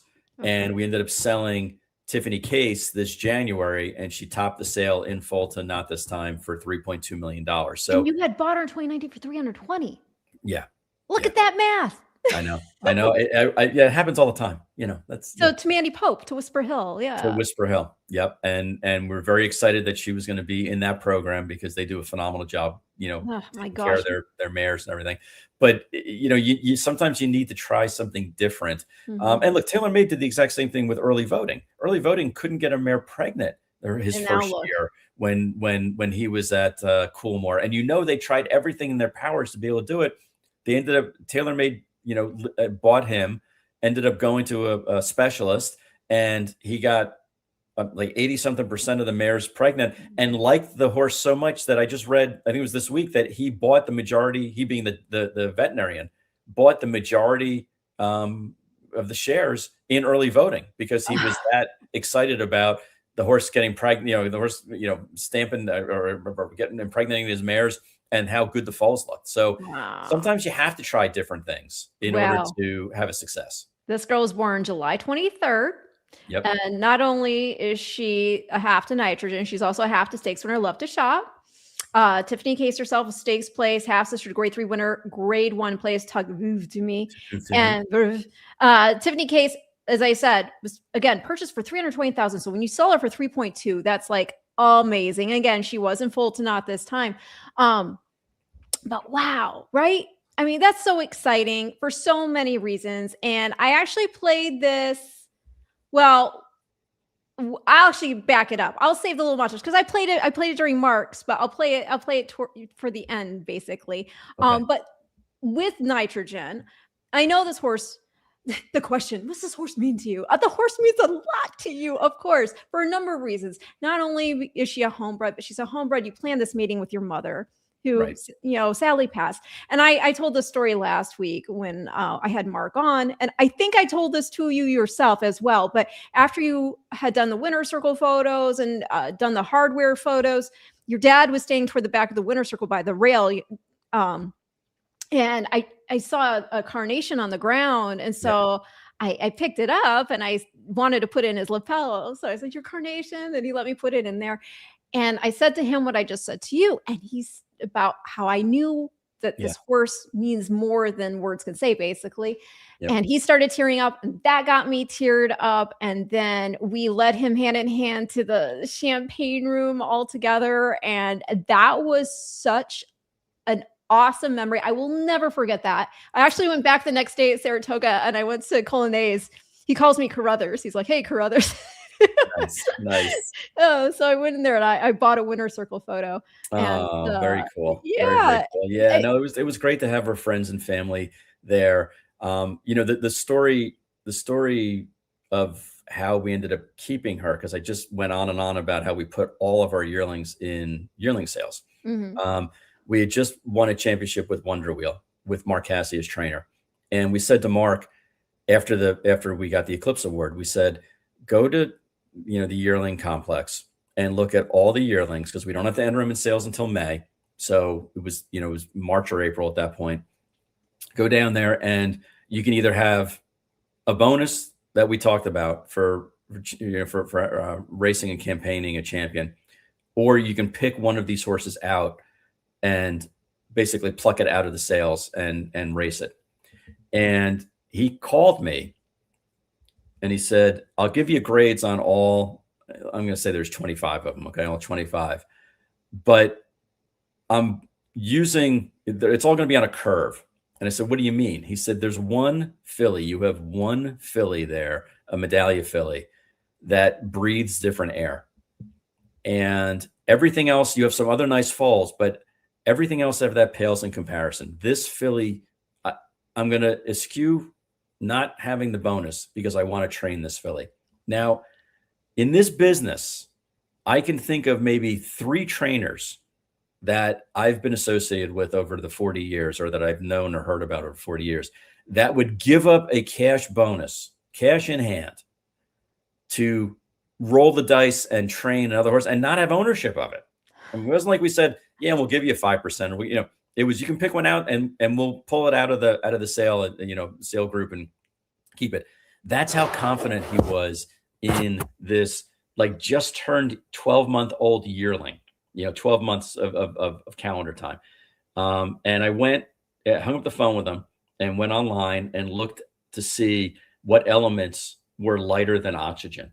And there were only a couple of them. And I went to the Jockey Club name, and nitrogen was available.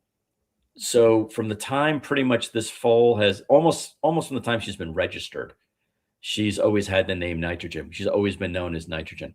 And it still gets me choked up because, now she's fulfilled and exceeded her destiny as far as I'm concerned. She's done more for us than any horse has done in the 40 plus years that we've been in the business. And, the difficult decisions we've had to make about, do we run her in the Breeders' Cup as a 2-year-old, and send her out there at 30-1, or do we go ahead and put her in, in the dirt, even though she's won 6 straight turf stake races in a row? Do we then run her in the 1.25 mile race? And now do we run her against the boys? It's like, these are major decisions, but she owes us nothing at this point. And all I can do as a manager, if I'm properly being a steward of a career, is to try to place her in a position to do the best that she can do to fulfill her destiny. And Mark said, she's a great horse. I want to make her a Hall of Famer. And that's what we feel like of her. We're not doing this as a publicity stunt running against the boys. We're not doing it because it's more money. We're not doing it because, if I wanted more money, I would sell her. It's not about the money with her. It's about, 5 years ago, doing the mating with my mom and figuring out, should we breed, this Uncle Mo mare to Medallia, or should we breed her to Tapit or something else? And just all the fingerprints of all the important people in my life that have been there, your story included, about, being with my dad and being with me when the horse won, and getting texts at random times over the course of the year from some of Mark's employees that work for him saying, you're not going to believe what this filly has done. Sam B, texting me, you're not going to believe how good this filly is. I almost don't want to send her to Canada. That's how much I love her. Just all these things that lined up. And look, most of the time horses don't get there because there's a reason why, we hold them in such high esteem. And with her, like, every time, her being Nitrogen, every time we put her in a position where we feel like she probably can win, but we're asking her to do something that she's never done before, she's been like, hold my beer, I got this.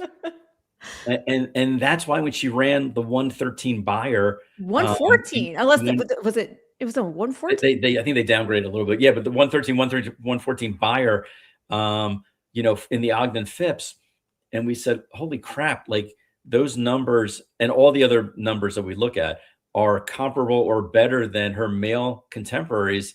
That's why we're running her here. It's not because, it's a battle of the sexes and I have 2 daughters and I want to show, the world that girls are just as good as, if not better than boys, because I know they are. It has nothing to do with that. It has everything to do with, like, this is the right thing to do for her. She's at the point in time in her career arc where she's actually getting better all these races. Whereas our first champion, Jaywalk, was a champion 2-year-old, and I think she won one more race after that.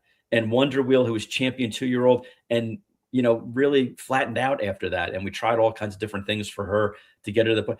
Horses just don't naturally, do this. If they're tremendous as 2-year-olds, they're not necessarily going to be tremendous as 3-year-olds, and certainly not as 4-year-olds, because most people would have retired them by then. She's actually ascending at this stage of her career. So why not take on the best of the best in our industry? And there's going to be, look, we didn't scare anybody off. Everyone who ran in the forest, the core 4 that ran in the race in Kentucky, and maybe Nysos, are all showing up to run in the Whitney. Well, I talked to Mark about this, and by the way, that's the first time I heard. I knew he had his pick, but I did not know he could have a pick or a bonus. So that's a different layer to the story. That just totally, he played the long game, huh? He really did. And again, a lot of trainers wouldn't do that. No, but Mark had that much confidence. And look, Nitrogen as a yearling wasn't a perfect specimen. As a 2-year-old wasn't and even now people can look at it and pick her apart as far as like, well, maybe she's too this, or maybe she's not enough that. And that's fine. That's all well and good. Yeah. Let them talk. Let them talk. But they can't measure her heart. No. And Ren, I'll end on this. Mark and his team every 2 weeks send me a report of how all of our 2-year-olds are doing. And at the end of each report, probably starting like in March, April of their 2-year-old year, I ask him to give me who are the superstars, who are the ones that are really showing you something. Top 5. Well, for the first few reports, Nitrogen wasn't even in the top 5. Really? She wasn't developed like some of the other ones were. And that's why this game is so crazy, because it wasn't that we had so many good horses that they were outshining Nitrogen. It's, at her in July of her 2-year-old year, she wasn't as developed as some of the other ones, which is probably why she went to Canada, okay, as opposed to Saratoga or Churchill. Mm-hmm. And we ran her up there, and we ran her in the Breeders' Cup as a maiden. She hadn't even won a race yet. She was sovereign champion 2-year-old. She was sovereign champion 2-year-old. Yeah. After that, because of finishing 3rd in the Breeders' Cup Juvenile Turf. But like, we had to pray that she would even get into the field of the Breeders' Cup Juvenile Turf, because she didn't have enough points. Oh, so yes. like all these things, weird twists and turns, and you look back on it and you say, that never should have happened. That never should have happened. That never should have happened.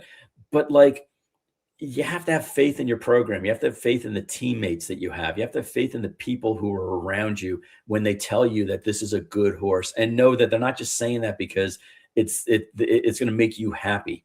It's because they genuinely feel like that. And Mark Casse is at a place in his career where it doesn't do him any good to placate me and placate Len and say, that's great, this horse is fan, because he knows that at the end of the day, he's not a liar. And he knows at the end of the day, we're going to figure it out anyway. And then he's going to lose. So I think that it's all these things together. I have a tremendous amount of faith and trust in Mark. I think I've earned that from him as well in the 6 years that we've been working together. And if we need to give a horse time for it to fulfill its destiny, we give it time. If we need to do something to work on it, as far as maybe aquasize it, or maybe, slow it down and breeze on the tapeta, or change its shoe, or have McMartin look at it again to figure out what, we'll do it. We'll give it the extra time to be able to do what we hope it's going to do. And I really feel like it's that trust factor that we've developed over the years in doing it, because, we were a claiming outfit up until the 2000s. Like, we didn't have horses like this.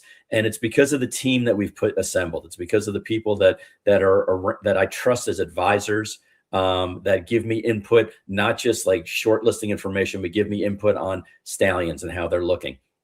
Give me input on how these horses are training and how they're developing. And we're not afraid to cut bait if we can't, if the horse isn't fulfilling, and give another program an opportunity to have that horse. And we're not afraid to give horses time if we feel like that they are deserve it. But the main thing is, like, I trust what those guys say to me. And thankfully, they, believe in what we've done over the years, where our input is appreciated also. Well, Mark credited you guys big time when he was on the show about you and Len letting him make decisions and wanting to still, for example, run when the race came off the turf, Right. and see where it could go, and not holding it against him if she didn't perform well. Yeah, I like to say, I tell people that I speak fluent Cassie. And I've learned over the years, like when Cassie says, I really think you should take another look at this yearling. That means, hey, moron, like open your eyes and open your mind, because I'm liking this horse a lot. Yeah. And when he says, hey, I think she can train on the dirt. I've trained her on the dirt and I think she's going to be okay. And Dad and I looked at each other and said, you know what? If she doesn't run well, put the blame on us. And Mark would never do that. But that was the catalyst for him to be like, okay, you know what? I basically have the get out of jail free card. If she doesn't run any good, I'm not going to say it out loud, but I know that they trust me and that we're all in this together. Oh, I thought for sure you were scratching that day. I thought for sure you were scratching that day. When I thought she was still in. It didn't. It was up until like literally an hour before the race. Like they were like, hey, Mark, we got to like get this filly, we got to put the wraps on her and get ready and bring her over. If we're going to bring her over, what are we doing? And that's when Mark called. I was sitting in my dad's house and it was raining and a lot of horses don't like the slop, and a lot of horses don't like, a kind of a quick, top layer of water on the racetrack.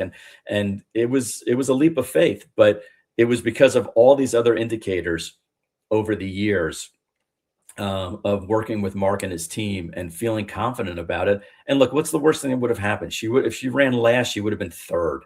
All right. It wasn't like it was a terrible thing. Right. Maybe we would have missed a replacement race, but we probably would have known that turf was the way to keep her on it. But, it's just been an incredible journey. And I think when we had our first Grade 1 winner named Do It With Style, a daughter of Pancho Villa. Pancho Villa's only Grade 1 winner.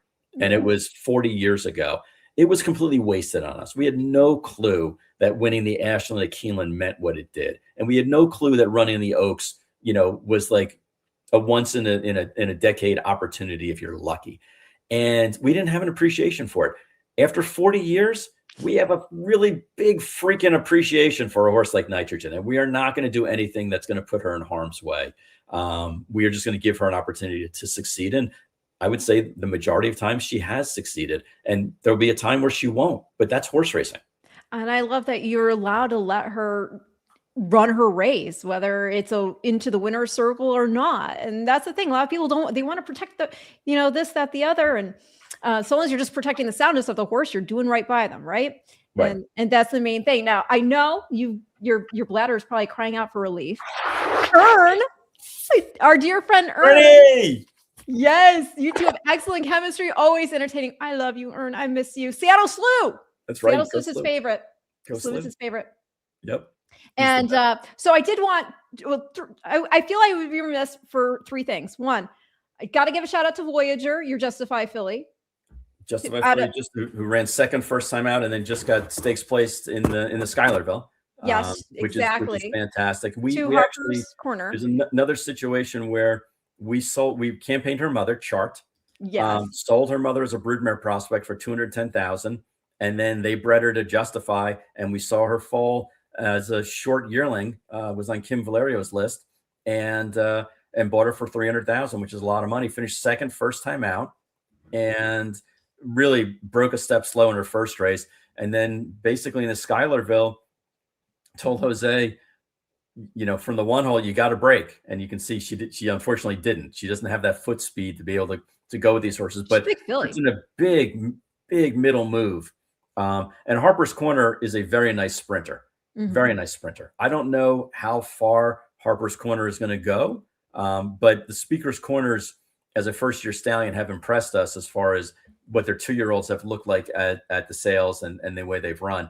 But as a legitimate filly coming in from Maryland, Harper's Corner I'm talking about. Yes. And this is, but your filly here, the thing I like also, you mentioned Justify out of Chart. Lee was surface flexible too. Yep.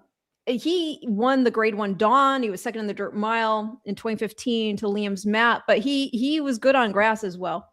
Yep. And it wouldn't surprise me if her next start, her being Voyager, her next start is going to be in about, 4 weeks or so, long on the turf. She's still a maiden, even though she could still do dirt though. I mean, this is this is still a sprint. So she looks like a two-turn filly. So whether you want to keep her on dirt and take her the 2 turns, yep, either way, but she's a beautiful horse. And I was happy to see you guys pick up some black type there with her. So I wanted to make sure she got her shout out.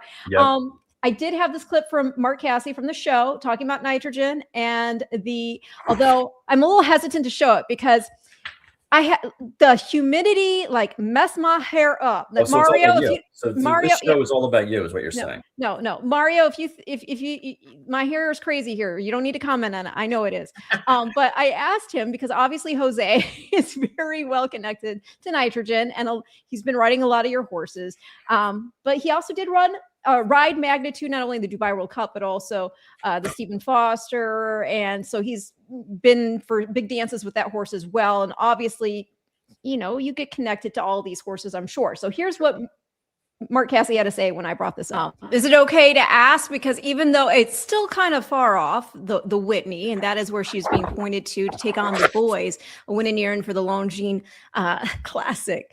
And she's already got that berth into the distaff. Talking about Steve Asmussen, he just won the Stephen Foster with the Dubai World Cup winner Magnitude, who Jose also rode. At what point will you know where Jose is going to go? When would you need to? That's a good question. It's not something that I'm putting pressure on him about right now. We both still. It's a long ways to the Whitney. It is. But I mean, look, we would love to have Jose, but we also understand. And again, the greens are as understanding as anybody will ever be. So if Jose chooses to go with Magnitude, we'll understand. We will be disappointed, but we'll smile and we'll move on. And there's a few other guys out there that aren't bad. So she's not difficult to ride. So I'm not really worried about that at all. Was that you that said something about we changed it up and just let her go this time? Yeah. And if that's the case, when you are looking at the Whitney and you're looking at potential pace shape, and you're looking at a horse like Magnitude being in there, I think Nysos is potentially going as well, who's also multidimensional. Do you just all you can do is train them up, have them ready to go, and just let the gate break? I've already thought about that. With those 3 in there, the pace will be interesting. Yeah, it will be. But because we're not going to take back. No, I mean, why take away her strengths, right? I think her strength is she can go and go and go, and I think maybe that we, early on the turf, she'd set and make a big run, and that worked for her there. But I think her strength is to go. So it'll be interesting. Her and Magnitude may go at it early. What? How exciting would that be? Oh, so let me first, thank Mark for saying how patient we are and understanding everything like that. That being said, if Jose picks somebody over Nitrogen, he's dead to me. He's dead to me. He'll never ride another horse in the maroon and white. No. Look, it's a business, and we understand it's a business. And we've been very fortunate to have Jose ride Nitrogen for the majority of her career. And there's a reason why he's so sought after. It's because, especially this year, he is unreal. Arguably the best jockey in the country. I mean, he's just on fire. He's riding with confidence, and he rides our filly with tremendous confidence. Yeah. There's no breeding rights assigned to Nitrogen like there are with Magnitude. That's a great point. I didn't. Yeah, which is a big deal. And this is probably the only time they're going to overlap. Unless we win the Whitney by daylight and say we're going to run in the Classic, which I don't think is in the cards. This is the only time where there's going to be a situation that Jose is going to have to make that decision between the two horses. And I don't really feel like that he's necessarily picking Magnitude over Nitrogen, horse versus horse. I think he and his agent are probably his agent more so than Jose. I think they're probably looking at it and saying, what other races am I going to have a chance to win the most money in? Because just like a horse's career, jockeys' careers have a shelf life. And I'm not wishing that on anybody. That's the reality of any athlete, is that you're only able to do what you do at a high level for so long. So I certainly wouldn't blame him for Jose for picking Magnitude over Nitrogen. That being said, and to Mark's point, she's a really easy filly to ride. She doesn't have any quirks or tendencies that you have to worry about. She's not she's not a mental midget where you got to worry about her, flaking out or anything like that. But there are a number of other riders who are in the upper echelon of racing right now that would love to be on her back in the starting gate for the Whitney. And if Jose opts to pick Magnitude in that situation, I will wish him luck. I will hope that he finishes second behind us, and then can continue to ride Nitrogen on for the rest of her career. But this industry is full of difficult decisions, and I don't think it's going to be an easy decision for him, because they would have made it already if it was an easy decision. Well, yeah. So we'll leave it at that. I'm sorry, I took one of the cookies from the. I know. Well, listen, how could you not? I mean, you know what? Full disclosure, I ate that cookie. You stole it from your daughter's? I gave her a bite of it. Ava is one of the few children I've ever met in my life. She's not big on sweets. Like, she likes chocolate, like a Crunch Bar. Yeah. But sweets, like cupcakes and things. So I ate it. So I ate the cookie. You basically went, yeah, take it. And then you like swiped it out of her hand. No, we took it back to the hotel and I waited for her to eat it and she wasn't having it. And so I said, hey, and I'm going to eat it because I don't want it to go stale. I'm sure you didn't say that. It was delicious. Winning the Ogden Phipps was delicious. But no, what else he said in there, though, in terms of the pace, I thought was interesting too. I mean, Nysos, he's not a front runner, but as I said, he's multidimensional. He obviously has speed, but it's going to be a very interesting race. It is going to be an interesting race. And I like the fact that we're versatile. Yes. So if we need to have tactical speed, we can. If we inherit the lead, she's run confidently that way, and she can sit off it and run. The nice thing about this race, the bad thing is that there's going to be 5 really good horses in there that we know about. The nice thing is that there's only going to be 5 really nice horses in there. Like, it's not going to be like a full 12-horse field. I don't anticipate. Although we haven't scared anybody off yet. So, but I think it's going to be one of those races where literally anybody can win, and there's going to need to be some strategy involved. So that's why I think I'm disappointed that Jose hasn't made this decision yet. When do you think you need to know? That's the question I asked Mark. When do you think you need to know?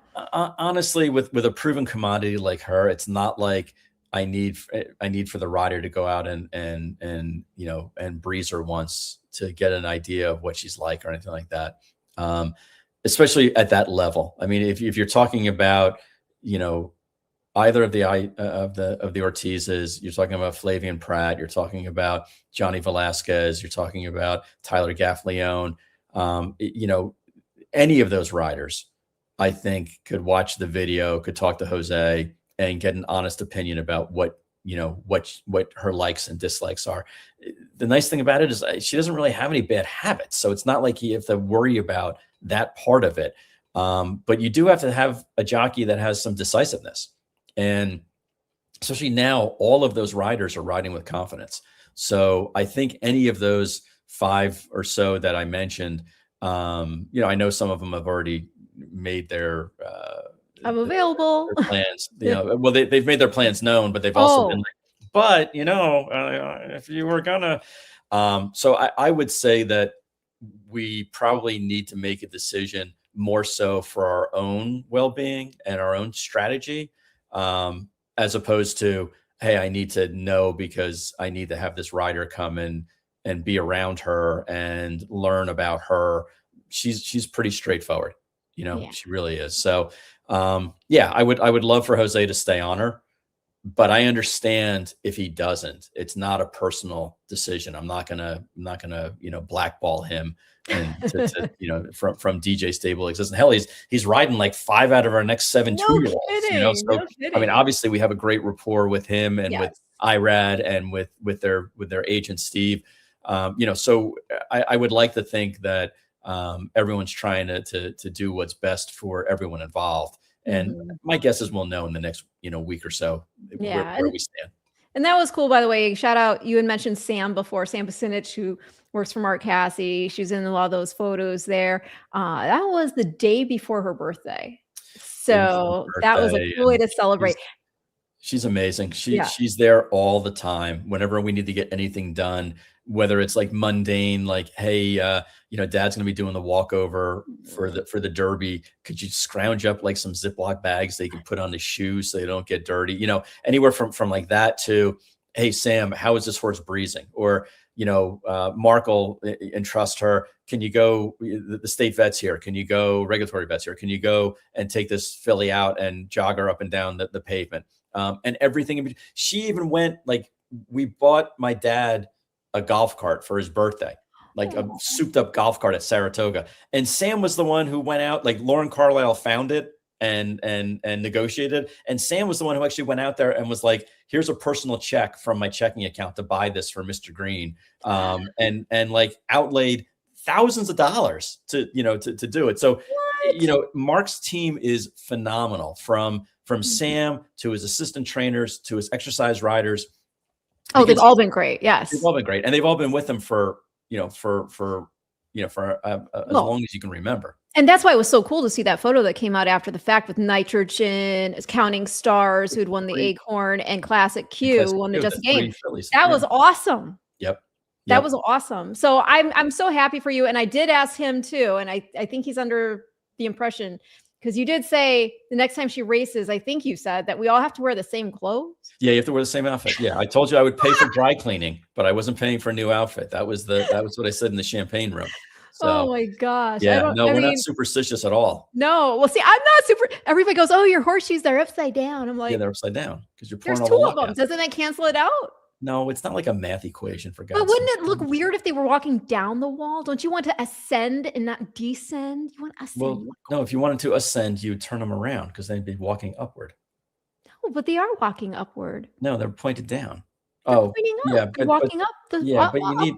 But you need to have it so the luck. You always have to have the luck upward so it doesn't pour out. Yeah. If you got talent, you don't need luck, my friend. I guess so. I guess that's why we're both in our respective basements doing a show, because obviously we're just in such high demand. Oh, okay. So to wrap this up, what else do we know that's happening with John Green? Where can we tune in? What's the next show going to be about? What's up?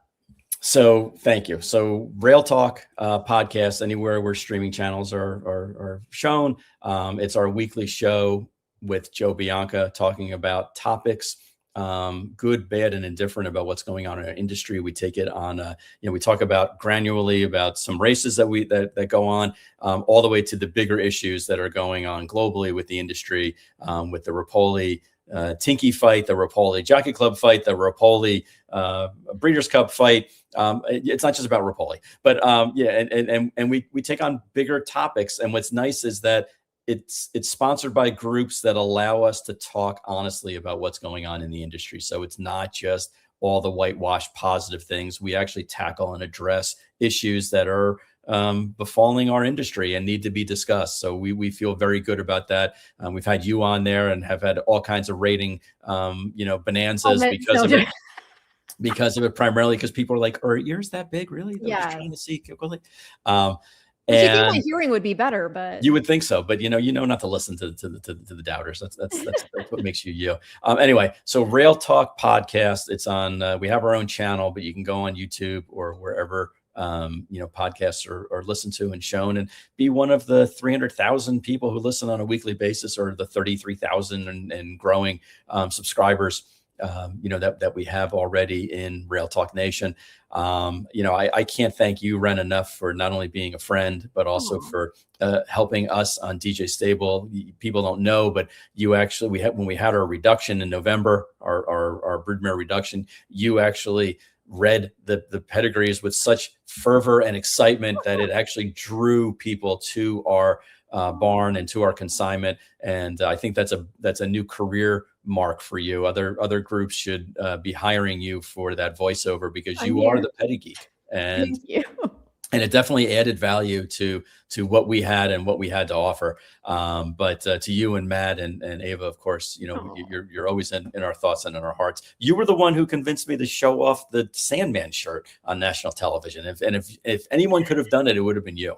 Oh my gosh. Well, I tried. I actually had tried to get him with Wonder Wheel to wear he had a Wonder Wheel shirt to wear under his shirt. So because I knew she was going to win the Breeders' Cup Juvenile Series, and I wanted him to get out there in the winner's circle and go, whoosh. Yep. I wore that shirt today, actually, on the podcast. Did you? The Wonder Wheel web slinger shirt. Yeah. And I hear there's going to be a nitrogen shirt. There might be. We're working on a couple of things. We're working with a couple of marketers to figure out how to get a really cool likeness of her, because we don't want to do it half-assed. We want to do it whole-assed. We want to. Oh yeah. So if you're going to do something, do it with both cheeks. Both cheeks. Exactly. So it looks really, really good.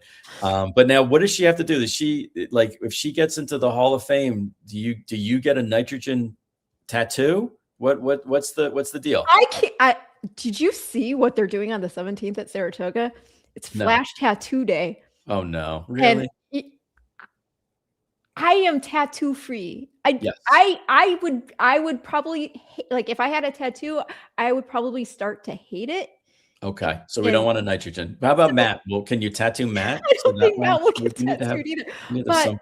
But I mean, you could do a whole line of clothing, and we would game, and like we would represent with all the flair. Well, I will say this: we did offer to Naira Marketing before we announced even about the Whitney. We said, hey, we would love to do a nitrogen T-shirt giveaway. Would you be willing to do it? And publicity said no. What? They said no. So when you go to Saratoga this summer, grab somebody in publicity and say, where can I get my nitrogen T-shirt? Oh, I'll ask. Maybe there's a copyright thing. No, we own awesome. It. So no, we own it. We own it. They basically told us that they didn't want to.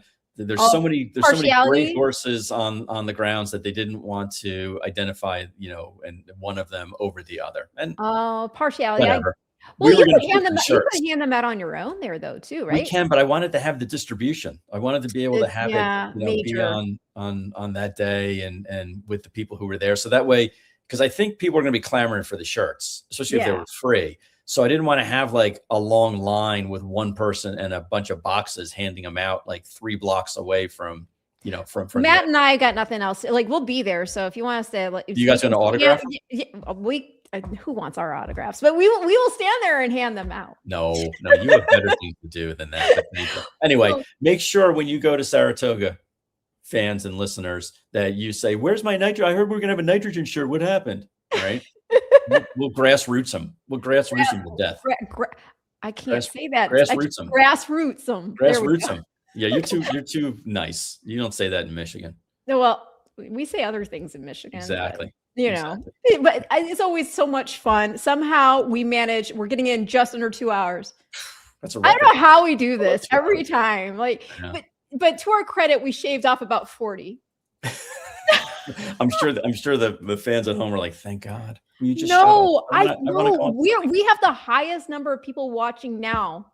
How many people are watching? 846 people live. What? Yeah. We didn't get to 1,000. I know. Oh my gosh. You know what happened though? When I wanted it was either 1,000 or 2. I can't remember. It was like 1,000 or 2 that with Tyler Gaffleone. It was toward the end of the season. Yeah. And I was like, can you hang in there, Tyler? Can you hang in there? He's like, yeah, because he wanted to see if we could tick up. And we got there. And I was like, yeah, freaking, I had right here. And I was just like, that's why you need the nitrogen shirt. So that's why I need the nitrogen. You can have a costume change. Well, maybe it would have helped if I'd put some I don't like wearing it. If I'm at home, and because I don't smell. Don't. You're like, Your, Look, your so poop- that one your time poop- I had that dress, I your was like, poop why don't does this stink? dress smell? No? All right. And that's the end of the Breeders' Cup show. No, but no, I don't have body odor really. Okay. You know, Sure. If you want to say because that. you know, and because I don't really exert myself very Right. Exactly. Just so that's why. But so unless I'm going out, I don't bother with the antiperspirant because you Okay. know, aluminium. all right. So and- the takeaways from this show are that Mark Cassie is deserving of being a 2-time Hall of Famer. We have a Dual lot Hall of of good, Famer, hopefully yes. a lot of good undefeated 2-year-olds right now. And hopefully in the next week or two, you're going to see some more, including Wolverine, who we didn't get to. That I know you Jade did. That's such a Cunningham great name is training for us. Real quick, tell the at the people who training center. Wolverine is and where he's going to be. Wolverine's a Charlatan 2-year-old that we bought out of the Gallup portion of the May Fasig-Tipton sale. We gave it to a young up and coming trainer, Jade Cunningham, who had worked for the coach and also for Dallas Stewart, and is on her own with about a dozen or so horses out in the one of the training facilities out in Louisville. And she came very highly recommended. We did some homework on her. I interviewed her twice. Very, very smart, astute. You know, I talked to her once a week about we actually have 2 horses with her now. And I think in a couple of years, you're going to be hearing about Jade Cunningham and how good of a trainer she is. So we're giving a shot to an up and comer like her. And she's deservedly so. So that's Wolverine. And he will be running probably in about the next 4 to 6 weeks. Correct me if I'm wrong. Wolverine, because Charlatan only lost 1 race. He was second in the Saudi Cup. Right. He's by Speightstown, who's champion sprinter, won the Breeders' Cup Sprint in 2004. And then I think the Dam of Wolverine is by Ghost Sapper, who in 2004 at Lone Star set the record for the Breeders' Cup class. Yep. That's awesome. See, you should just end on that note right there. But anyway, we're very thankful. And that Ren does not wear deodorant. So, yeah. Well, no, I do in public. Yeah, please. Matt, it's all natural with Matt. And don't forget to ask for your nitrogen shirt when you go to Naira. Nitrogen shirt. I'm gonna wear it and be all like, Yep. Oh, exactly. You gotta. When are you? Oh no, I do have the DJ hat. You the DJ hat. Okay. Will the nitrogen shirt go with the DJ hat? We will try to make it so it does work. I promise. It'll be like the Garanimals when we were kids. You go giraffe to giraffe or hippo to hippo, or that's the only way I knew how things met. That's why everything I own is either gray, blue, or black, because I know that pretty much it all that makes it so easy, doesn't it? All the tidbits that you're learning about nothing about horses. I noticed that we haven't gotten any comments in the past 20 minutes because no, people are just mesmerized. I mean, I'm telling you, like we still have it's even more people now. But so I will be back. Yes, to answer your question, I will be back, a couple of weeks before the Breeders' Cup, so that way we can talk about all of our entries that are going on in the Breeders' Cup. I'll just invite myself back onto the show. And we'll see you Whitney weekend. We'll see you at the Fasig-Tipton Select Sale. Yep, I'll be up there all week from the August 5th to August 12th. I'll be there. We'll have to pull you on. We're doing the ABR show from the sales grounds again. I love Dan Schwartzman. Absolutely. I'll do the ABR show in a heartbeat. And I hope to see you guys up there. And thank you again for having me on here. And thank you for the Breeders' Cup, because not only did you, in your infinite wisdom, put me on as a member, but you also let me hand out trophies every other year at the Breeders' Cup, which I actually really enjoy doing. I enjoy receiving trophies, but handing them out to excited owners is like one of my favorite things to do. So thank you, Breeders' Cup. I greatly appreciate it. And also giving Ren Carruthers a forum that she deserves, which is a nighttime show on her own channel. So thank you for all that. You're like Vanna White. I try. I mean, you're kind of, trophies, turning a letter. It's kind of the same thing, right? No, it's all. Listen, I've been compared to worse. So it's always fun. I'm seriously, it's always fun, guys. If you can't tell, like John and I are good friends in real life. So this is just sitting and powwowing. But I hope you did write down these names of these horses, because DJ Stable, they are serious. Obviously, we went over some of the sales prices of these horses. It's the biggest gamble you can make, right? Is because you don't know. And so hopefully we see these horses locked and loaded, ready to roll, going forward here in, at Ellis, Saratoga, and where else did we say we had? Colonial, just all across the board. I'm so excited for you, because I know you put in the work and you genuinely care about the outcomes, not just in terms of success for yourselves as a stable, but for the horses themselves. So John Green, one of the good guys. Thank you. Thank you, everybody. I'll be back next week with your future stars forecast on a 2-year-old Tuesday.